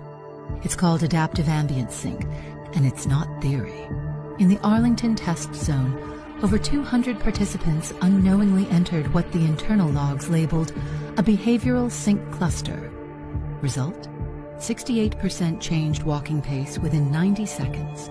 52% began mirroring posture. Average voice pitch dropped 12 hertz across the zone without prompt or audio cue. This isn't cellular, it's presence modulation, backed by Samsung's 6G white paper, verified in Hexa-X testbeds, and buried in Appendix 9 of the Defense Communications Futures Report, blackbarred until last quarter. You were never the user. You were the interface. Want out? Disrupt the loop, delay touch input, break rhythm, avoid high-band hotspots during emotional peaks. Because with 6G, you're not browsing, you're being tuned. Tuesday accessed the relay logs. They weren't encrypted, because they assumed no one would read drift code but them. Now you have. Okay, so that's the drift code. Hold on one second. So that's what we were just discussing, is the drift code, okay? And it's true. They weren't assuming that people like you and I had enough of intelligence to do the research, and that's what they were able to find. So I mean, this is unbelievable. They're basically saying that the 6G technology not only can be used to track you, but it can be used to control you, to change your tone of voice, to change the way you walk, right? And allegedly, it works in tandem with this graphene technology, all right? And we've been able to find graphene in our water supplies, and many people say that it's been found in other things that the government wants to force you to put into your body to keep you safe and effective, I guess. So it's something that you guys should definitely do your research about. And what I find really interesting is when I was growing up, we had ham radio operators. Try getting a ham radio now, guys. Try getting a ham radio license. Tell me how that goes for you. Let's watch the next video. This is going to blow your mind too. I mean, I don't think this is a video. This is actually I'm going to read this to you. So this is what somebody says named What Do I Know on Twitter. It is being proposed by scientists that we, being light beings, could be used as antenna to power 6G, using us as an energy source, literally harvesting our life force. It's called Li-Fi, and it's claimed that it uses light-emitting diode, or LEDs, for this data transmission. And I've got some pictures. Let me see if I can blow these up for you a little more. So take a look. I wish I could move it around. If you guys can find out what Chile is using to move his stuff around, that would be nice. But Wi-Fi uses a 54 to 250 Mbps speed, a 20 to 100 meter range point to multi-point 2.4 gigahertz, and an 801.11b IEEE standard. Li-Fi is a 1 to 3.5 Gbps, a 10 meter range, a point-to-point, and 100 times of the terahertz, and an 802.15.17 EEE standard. So you can see that basically what they're saying is that Li-Fi will be the new Wi-Fi, and your body is going to be used to power it. So your body would literally be used to power the 6G tower. I mean, that's just crazy to me. I don't know what you guys think. Now, this is a molecular physical layer for 6G in-wave published document. So all you guys at YouTube who want to call me a misinformationist, this is an official document by YC Guo, Mahmoud Abdesadeh, Lin Lin, Jerome Charmet, Peter Thomas, and Zhuang Kun Wei, Chinese national, it looks like. Abstract. 6th generation 6G or wireless systems are likely to operate in environments and scales that wireless services have not penetrated effectively. Many of these environments are not suitable for efficient data-bearing wave propagation. Molecular signals have the potential to deliver information by exploiting both new modulation mechanisms via chemical encoding. There you go, chemical encoding, and new multi-scale propagation physics. Well, what are those chemicals? Well, what are the chemicals that the government wants you to get in your body more than anything? What is Bill Gates trying to force you to eat? Why is he buying all the farms? What organization does he belong to besides World Economic Forum and the Bilderbergers, who've already stated that they want us to become transhumanists? All right. So let's get into it. Molecular signals have the potential to deliver information by exploiting both new modulation mechanisms via chemical encoding and new multi-scale propagation physics, 6G. While the fusion of biophysical models and communication theory has rapidly advanced the molecular communication field, there is a lack of real-world macro-scale applications, well, until now. So when was this article published? 2021. All right. So this is just a few years ago. We know they've already got it, guys. Here we introduce application areas in defense and security. Defense and security. So they're going to defend us from ourselves, ranging from underwater search and rescue to covert communications and cyber physical systems, such as using molecular signals, molecules, for health monitoring, right? They're going to monitor your health in underground network systems. These engineering applications not only demand new wireless communication technologies from DNA encoding, in other words, encoding your DNA with something. What do you guys know of It starts with an M, and I think the letters R, A, and N are mixed in there somewhere. To molecular graph signal processing, aka graphene. Okay. But also demonstrate the potential for molecular communication to contribute in traditional but challenging engineering areas. Together, it is increasingly believed that molecular communication can be the new physical layer for 6G, accessing and extracting data from extreme wave denied environments. So let me sort of explain this to you in layman's terms. Now they get to go into your bedroom. They can reach around corners. They can monitor your breathing. They can monitor your heart rate.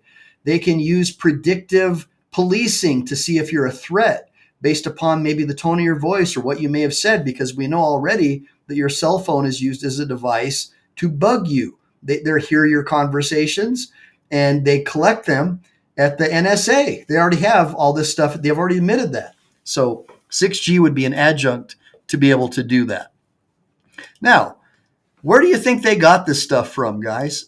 Where do you think that the government and these scientists originally got this information? Let's think about it. Oh, Nikola Tesla. Oh, here we go. Remember Nikola Tesla? When he passed away, the government raided his safe and stole all of his scientific documents. I wonder. Let's read what this says. Let's take a look really quick. I know you guys probably can't see everything, but I'm going to read it for you, all right? So Tesla's wireless world system was designed to turn the Earth into a gigantic dynamo. And I can't see all the rest of this stuff, but basically it mirrors everything that 6G technology will be capable of doing based upon scientific studies, so long as you get your body injected or you eat this stuff that helps it work, right? You have to have these foreign substances in your body in order for it to do this stuff. Okay, that is my take on it. What do you guys think? So let's get into it. Let's get into the irrelevant G7. There are new countries pulling the world economy outside of the U.S.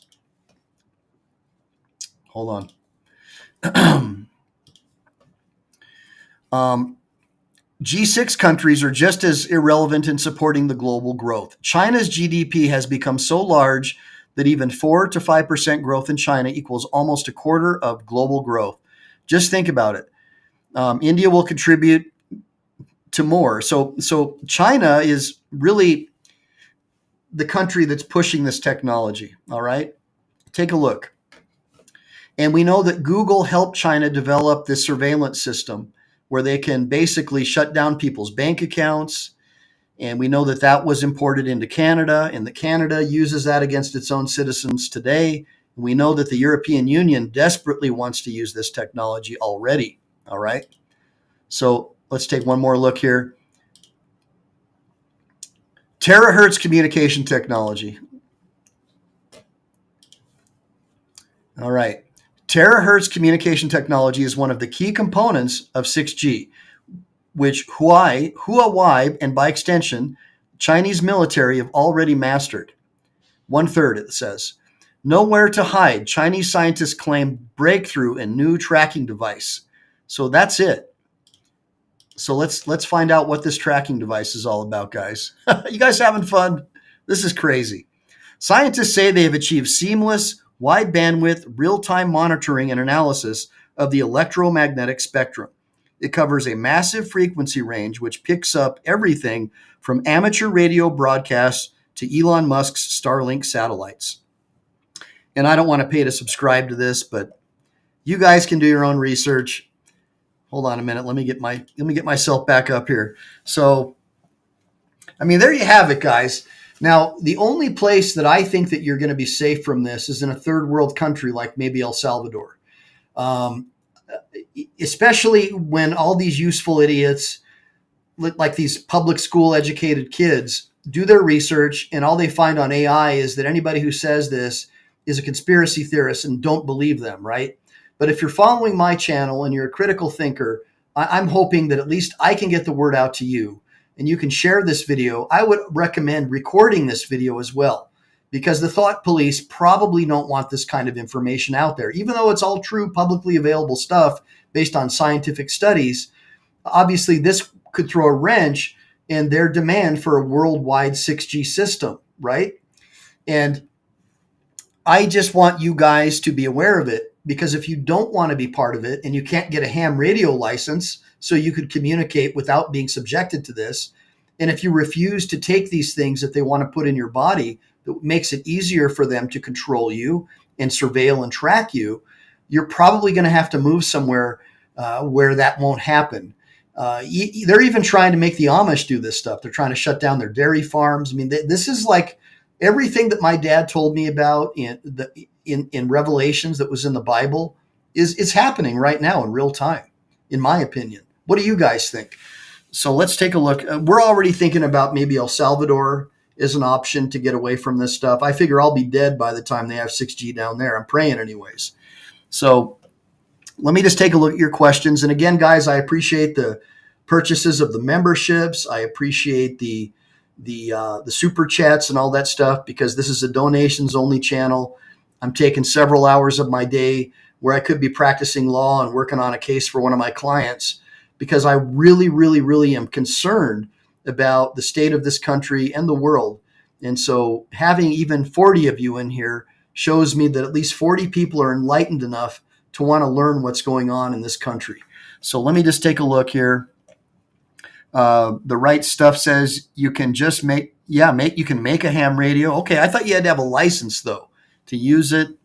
And then Howard Clegg says it's a ball of confusion. And the CMM says the Indian reservation isn't even safe. And Randall Hill says he's out delivering a pizza and listening. Thanks, Randall. I appreciate that, brother. And that's another cool thing about my shows is that they lend themselves to be able to listen to when you're out on the road. So I would say at least 30% of my audience are long-haul truckers, and they love me. A lot of guys tell me that I'm the new Rush Limbaugh. I don't think so. I'm not that fat.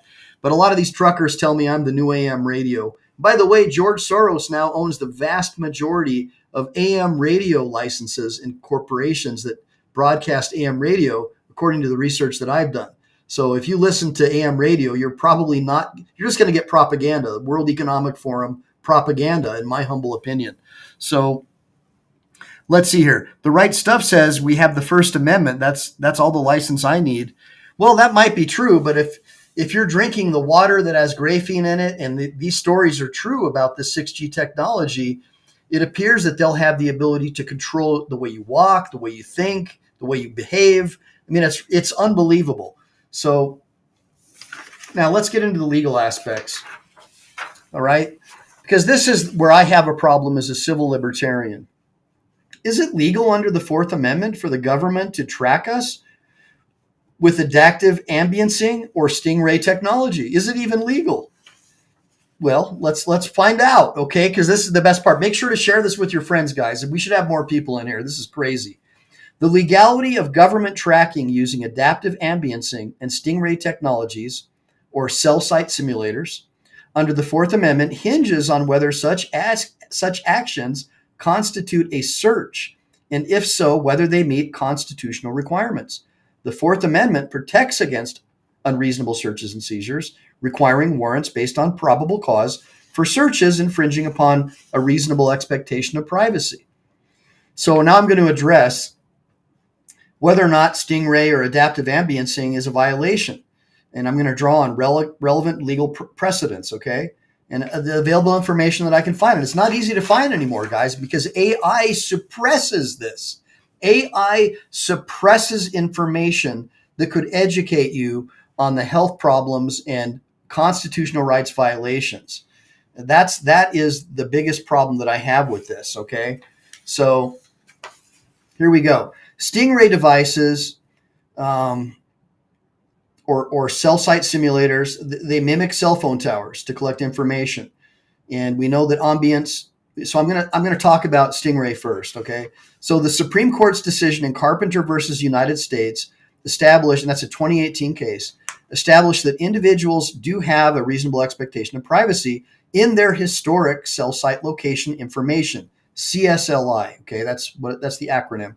And accessing such data constitutes a search requiring a warrant supported by probable cause. But here's the problem. Several courts have extending this logic to Stingray use. For example, Jones versus United States, a 2017 DC case, Court of Appeals. That case ruled that using Stingray to track a suspect's phone without a warrant violated the Fourth Amendment because it invades a reasonable expectation of privacy and location data. Other courts, like in Maryland, State versus Andrews, a 2016 case, then we've got that was New York, and then that was a New York case. United States versus Lambus, 2016, a Florida case, and California. Strike that. The Maryland case, State versus Andrews, Maryland case, but New York, Florida, and California have similarly held that Stingray constitutes a search requiring a warrant due to its precision in locating individuals, including within private spaces like homes, and its potential to collect bystander data. And it does collect all that. All right. So in jurisdictions where Stingray use is considered a search, a warrant based upon probable cause is typically required. Okay, but here's the problem, all right? This is what I want you guys to understand. Some law enforcement agencies have historically used Stingrays without warrants. They use them all the time. And I'm going to tell you how and how you can find out in a little while. So don't go anywhere. So they rely on a less stringent pen register order, basically requiring only relevance to an investigation. So here's where it gets tricky. So let's say I do a YouTube show about Reluctant Prophet and Lane Myers, and I say, I support these guys in what they do.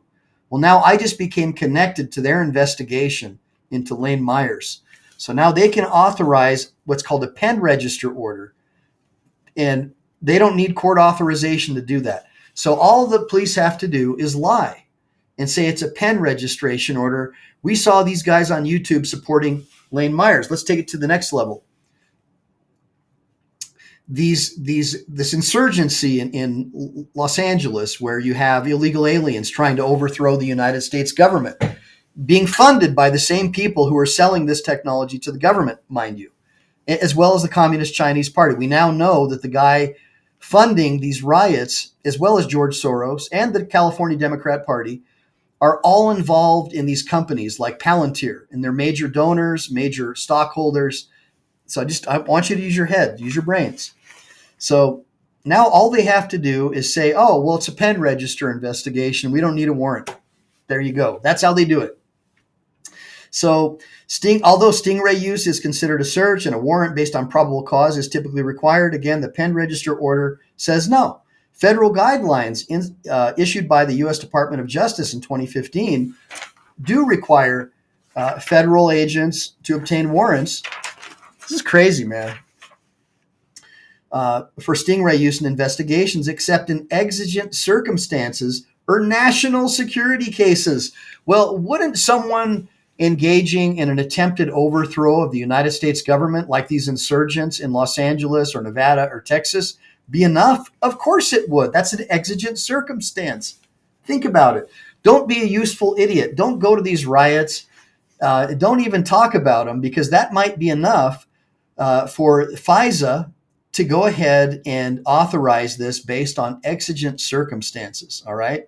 In some states like California and Washington have passed laws requiring warrants for Stingray use, but in many jurisdictions, warrantless use persists. And again, the federal government in California, which now they're in California, right, protecting federal buildings, and a lot of those protesters were bought and paid for on Craigslist ads, $150 a day, show up, protest, riot, right? Here's some money. Here's some protective gear from the local trade union. Well, now the federal government has the ability to claim that it's an exigent circumstance. So now they have the ability to develop their technology and refine it based on the useful idiots that are there trying to burn down the city. So think outside the box. Fourth Amendment violations are prevalent with Stingray data collection. And the problem is it also sweeps up bystander cell phone information. And so it's overbroad. And courts have noted this, and they say that it violates the Fourth Amendment. But again, the secrecy surrounding Stingray use, often reinforced through FBI non-disclosure agreements that they've signed, as well as local cops, has hindered judicial oversight, right? So they're getting this data and they're hiding behind an NDA saying, well, we can't talk about it. We can't disclose it, Your Honor. So sorry, have a nice day. You don't have any jurisdiction. That's how they're doing it. Just telling you. So evidence obtained through warrantless Stingray use has been suppressed in some cases, like State versus Andrew or States v. Lambus, because it's deemed as fruit of the poisonous tree. So here's the problem, guys. I've got to tell you this as a lawyer. So the cops don't have to use that information, okay? Now they know enough about you to where now they can surveil you and they can observe your patterns of meeting with certain people, and they can get a warrant based upon probable cause later by conducting a secondary investigation. So that's how they get around the warrant. They gather the data, the private data from your phone, from flying helicopters around with a Stingray device, and then they can just get read everything about you, look at the porn, everything you're watching, whatever it might be on your phone, or listening in on your phone. By the way, remember, your phone is a bugging device, right? If you don't have it in a Faraday cage, they're able to surveil your phone wherever you are. Everywhere you go, they're listening to your conversations. So we know they're doing that.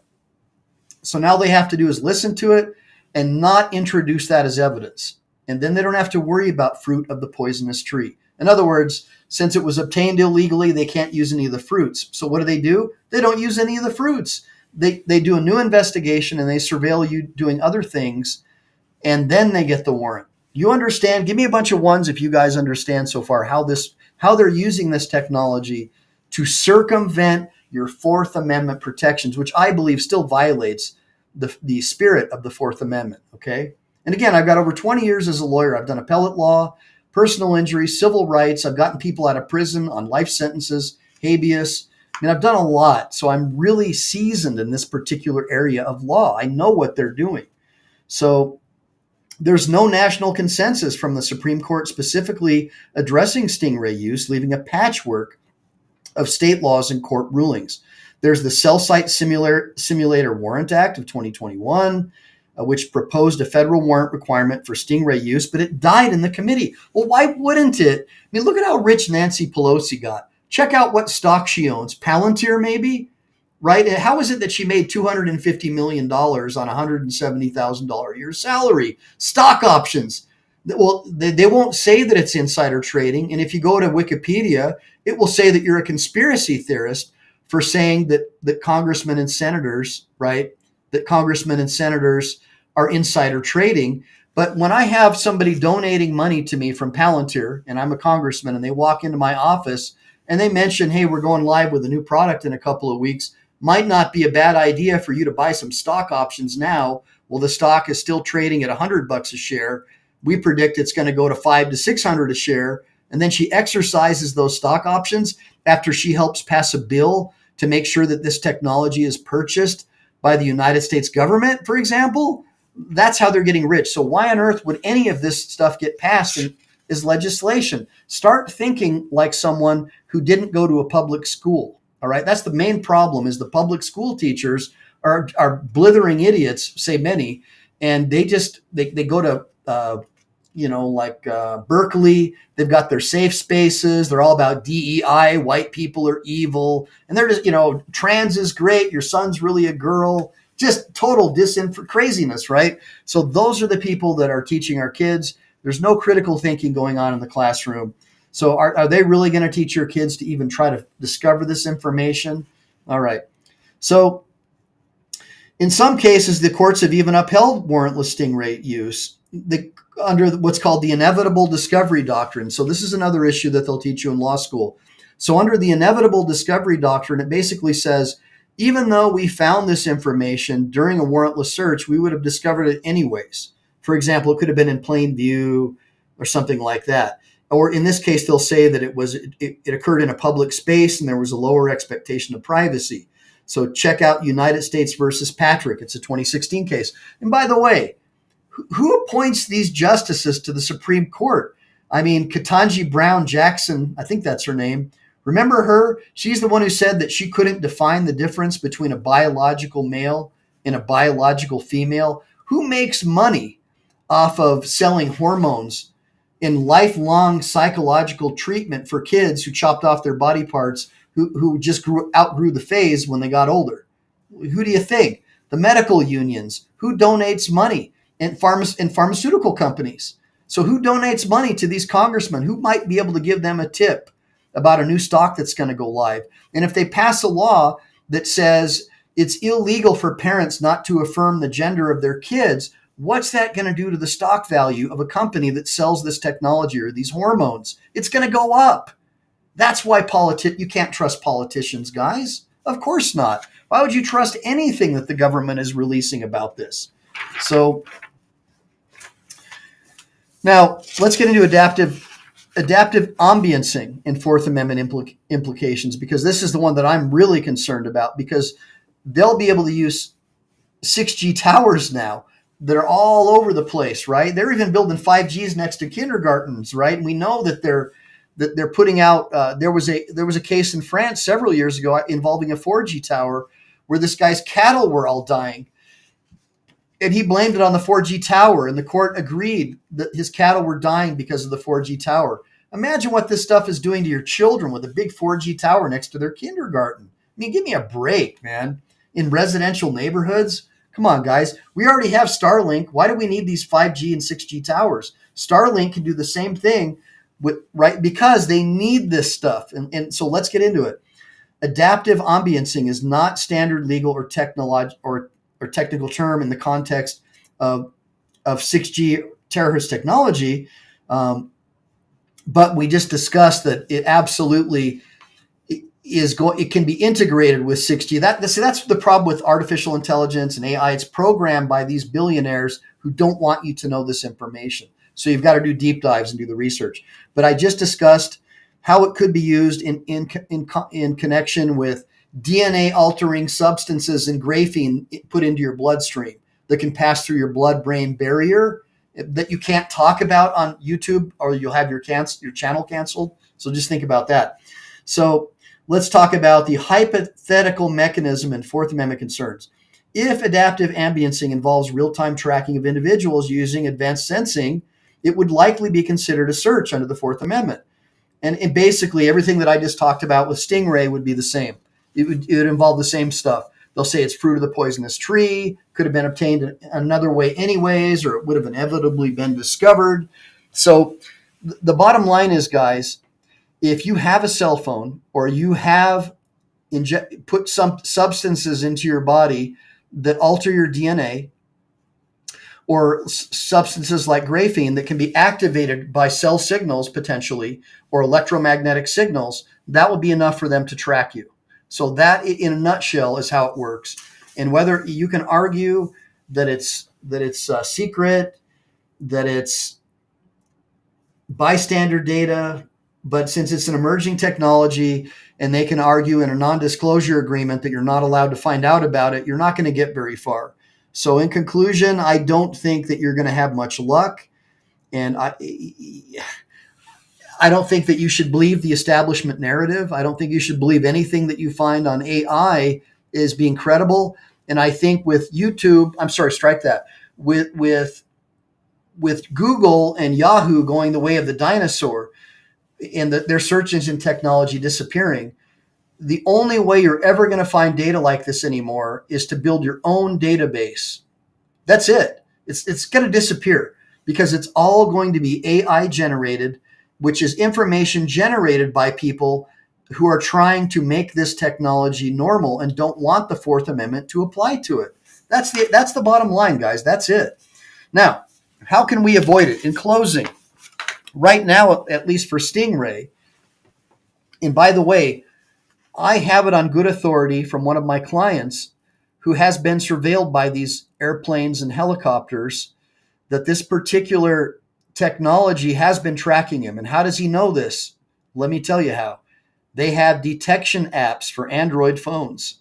They have detection apps where you can tell if someone's trying to use Stingray to surveil your phone. All right.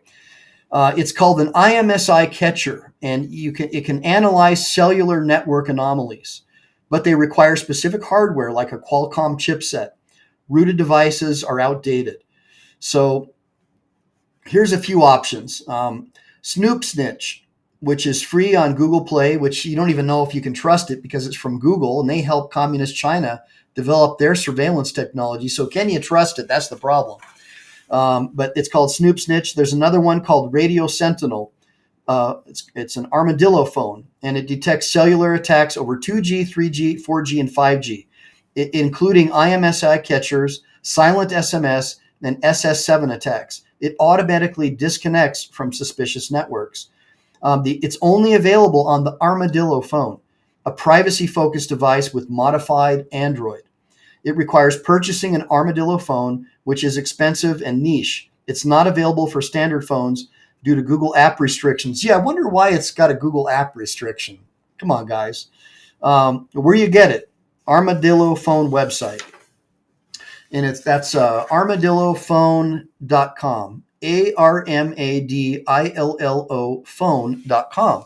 And they're several $100s, so they're not cheap, but I think that's cheaper than an Apple. Now, most Stingray detection apps are unreliable against modern IMSI catchers as they exploit standard cellular protocols. Apple iOS devices are particularly limited because Apple restricts access to radio data, making iPhone detection apps nearly non-existent. Well, we know about Apple. Who's their big progenitor, their big friend? Communist China. Think about it, guys. Come on. So what about hardware-based detection tools? So hardware solutions are more effective, but costly and require technical expertise. These devices analyze cellular signals, so outside of your phone, like you have a device that you carry around with you to see if you're being surveilled.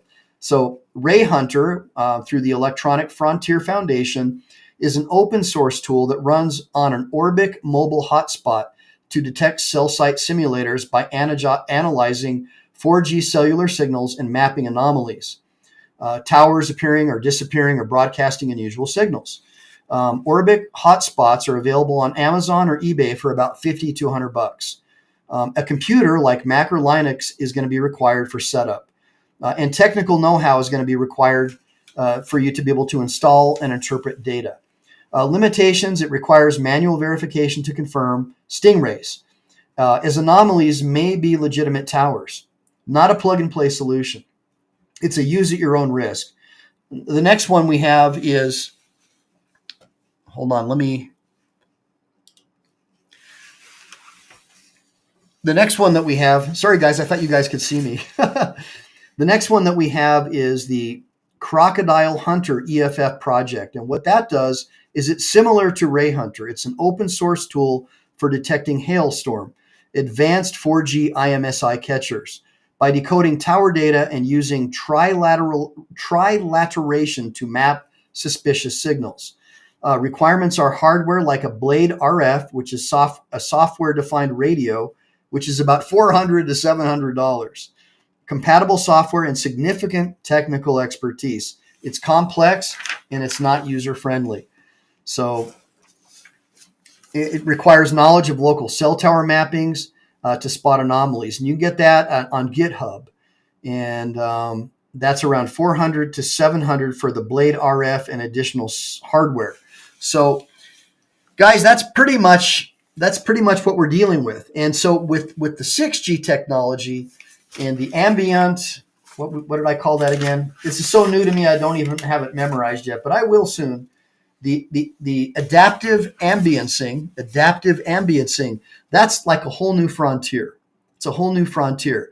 So once these 6G towers go up and you've got the graphene and these other chemicals or genetic DNA modifying substances in your body based upon the scientific literature, then basically you become part of the network, like the Borg, and you really can't escape it. It's over.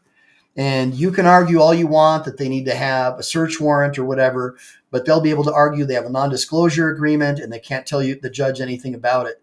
And good luck getting a politician to go along with it. Why? Well, first of all, if they're on the Epstein Island videotapes that the FBI lost, right? They're being blackmailed probably.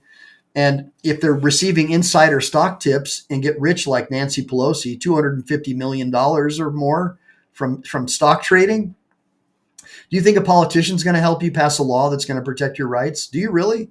Because I don't. I think that absolute power corrupts absolutely.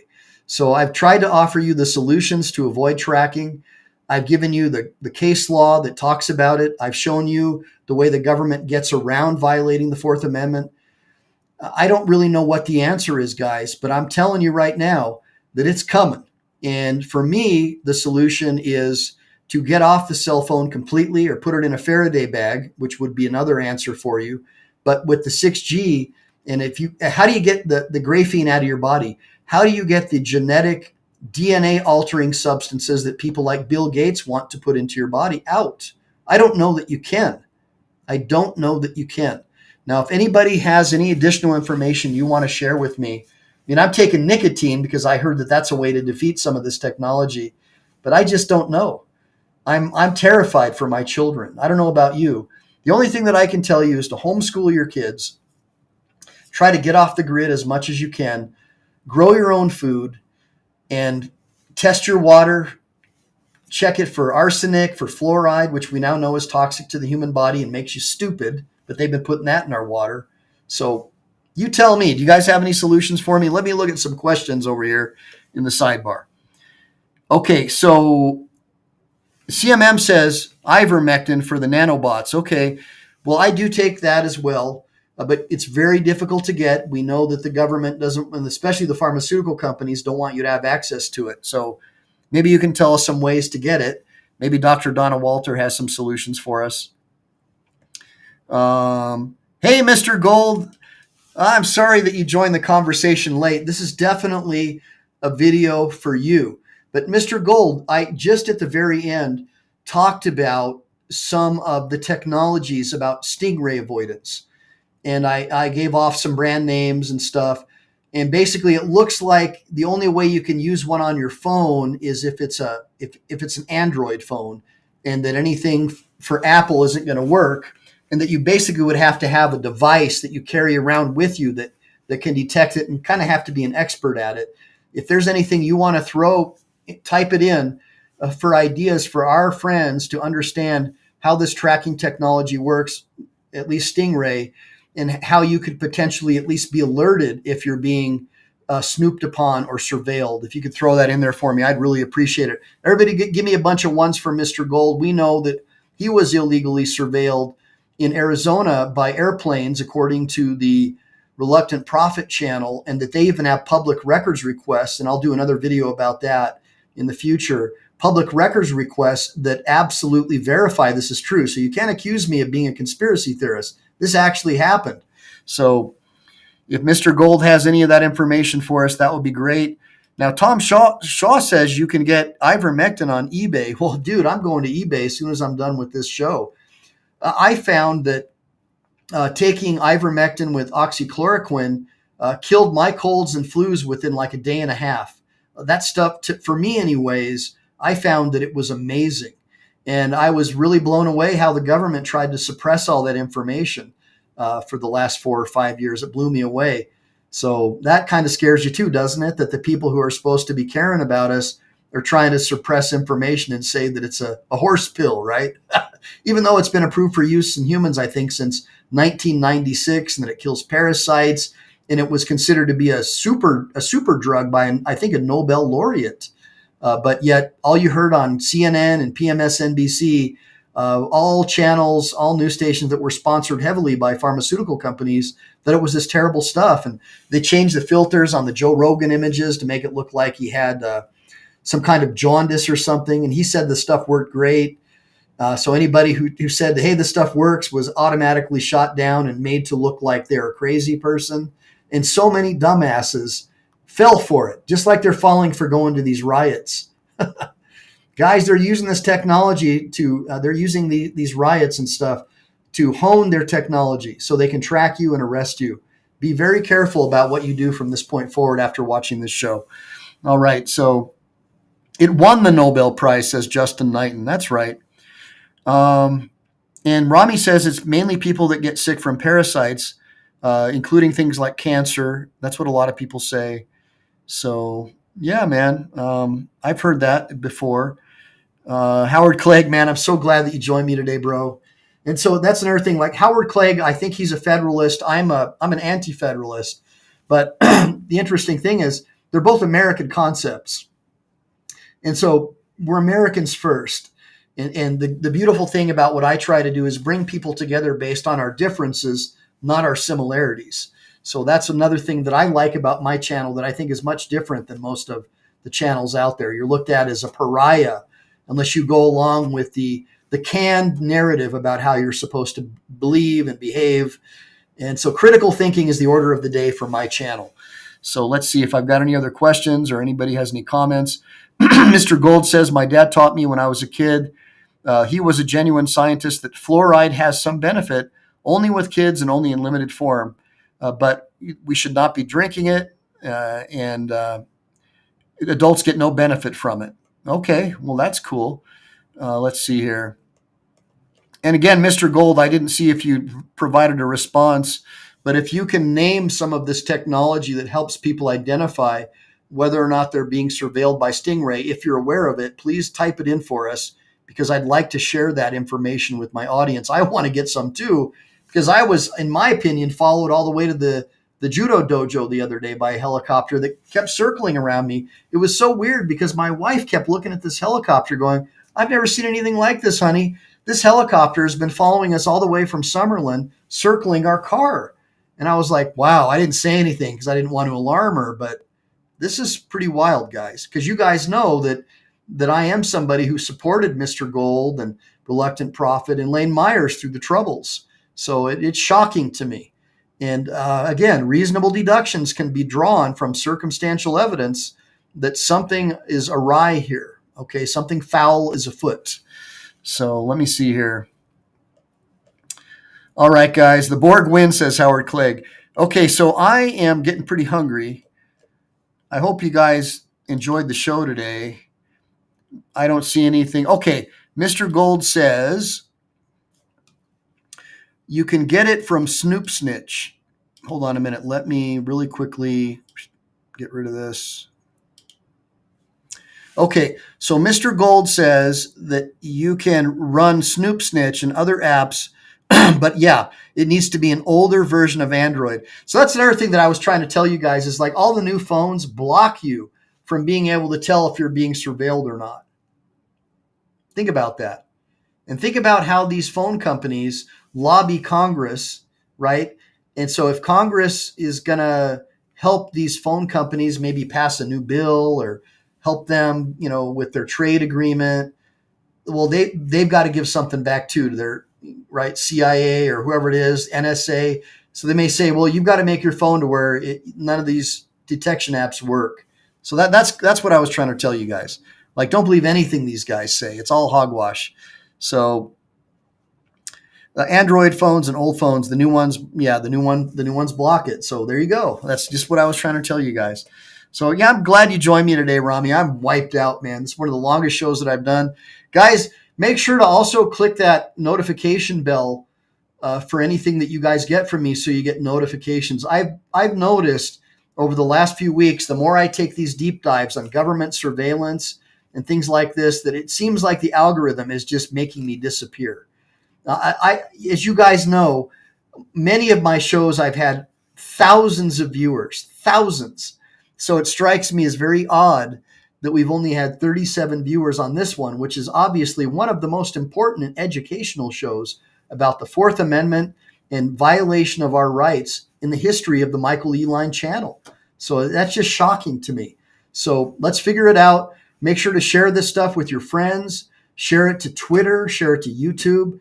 Buy memberships to my channel in bulk because that gets other people memberships that algorithmically may be interested in this channel so we can bring more people into the fold. It's very important that we get like-minded people and then help me form parallel systems where we can do business with each other because we want to do business with people that support us. We don't want to do business with Target who tries to tell little boys that they're girls and little girls that they're boys, right? We don't want to be part of this DEI scam where they put people into power in leadership positions who aren't qualified just because they might be a different skin color or because they're like into transgenderism or whatever, right? We want to make sure that in my channel and the people that we have are put into positions of power based on merit, right? That's what we want to teach our kids. Merit, you earn it.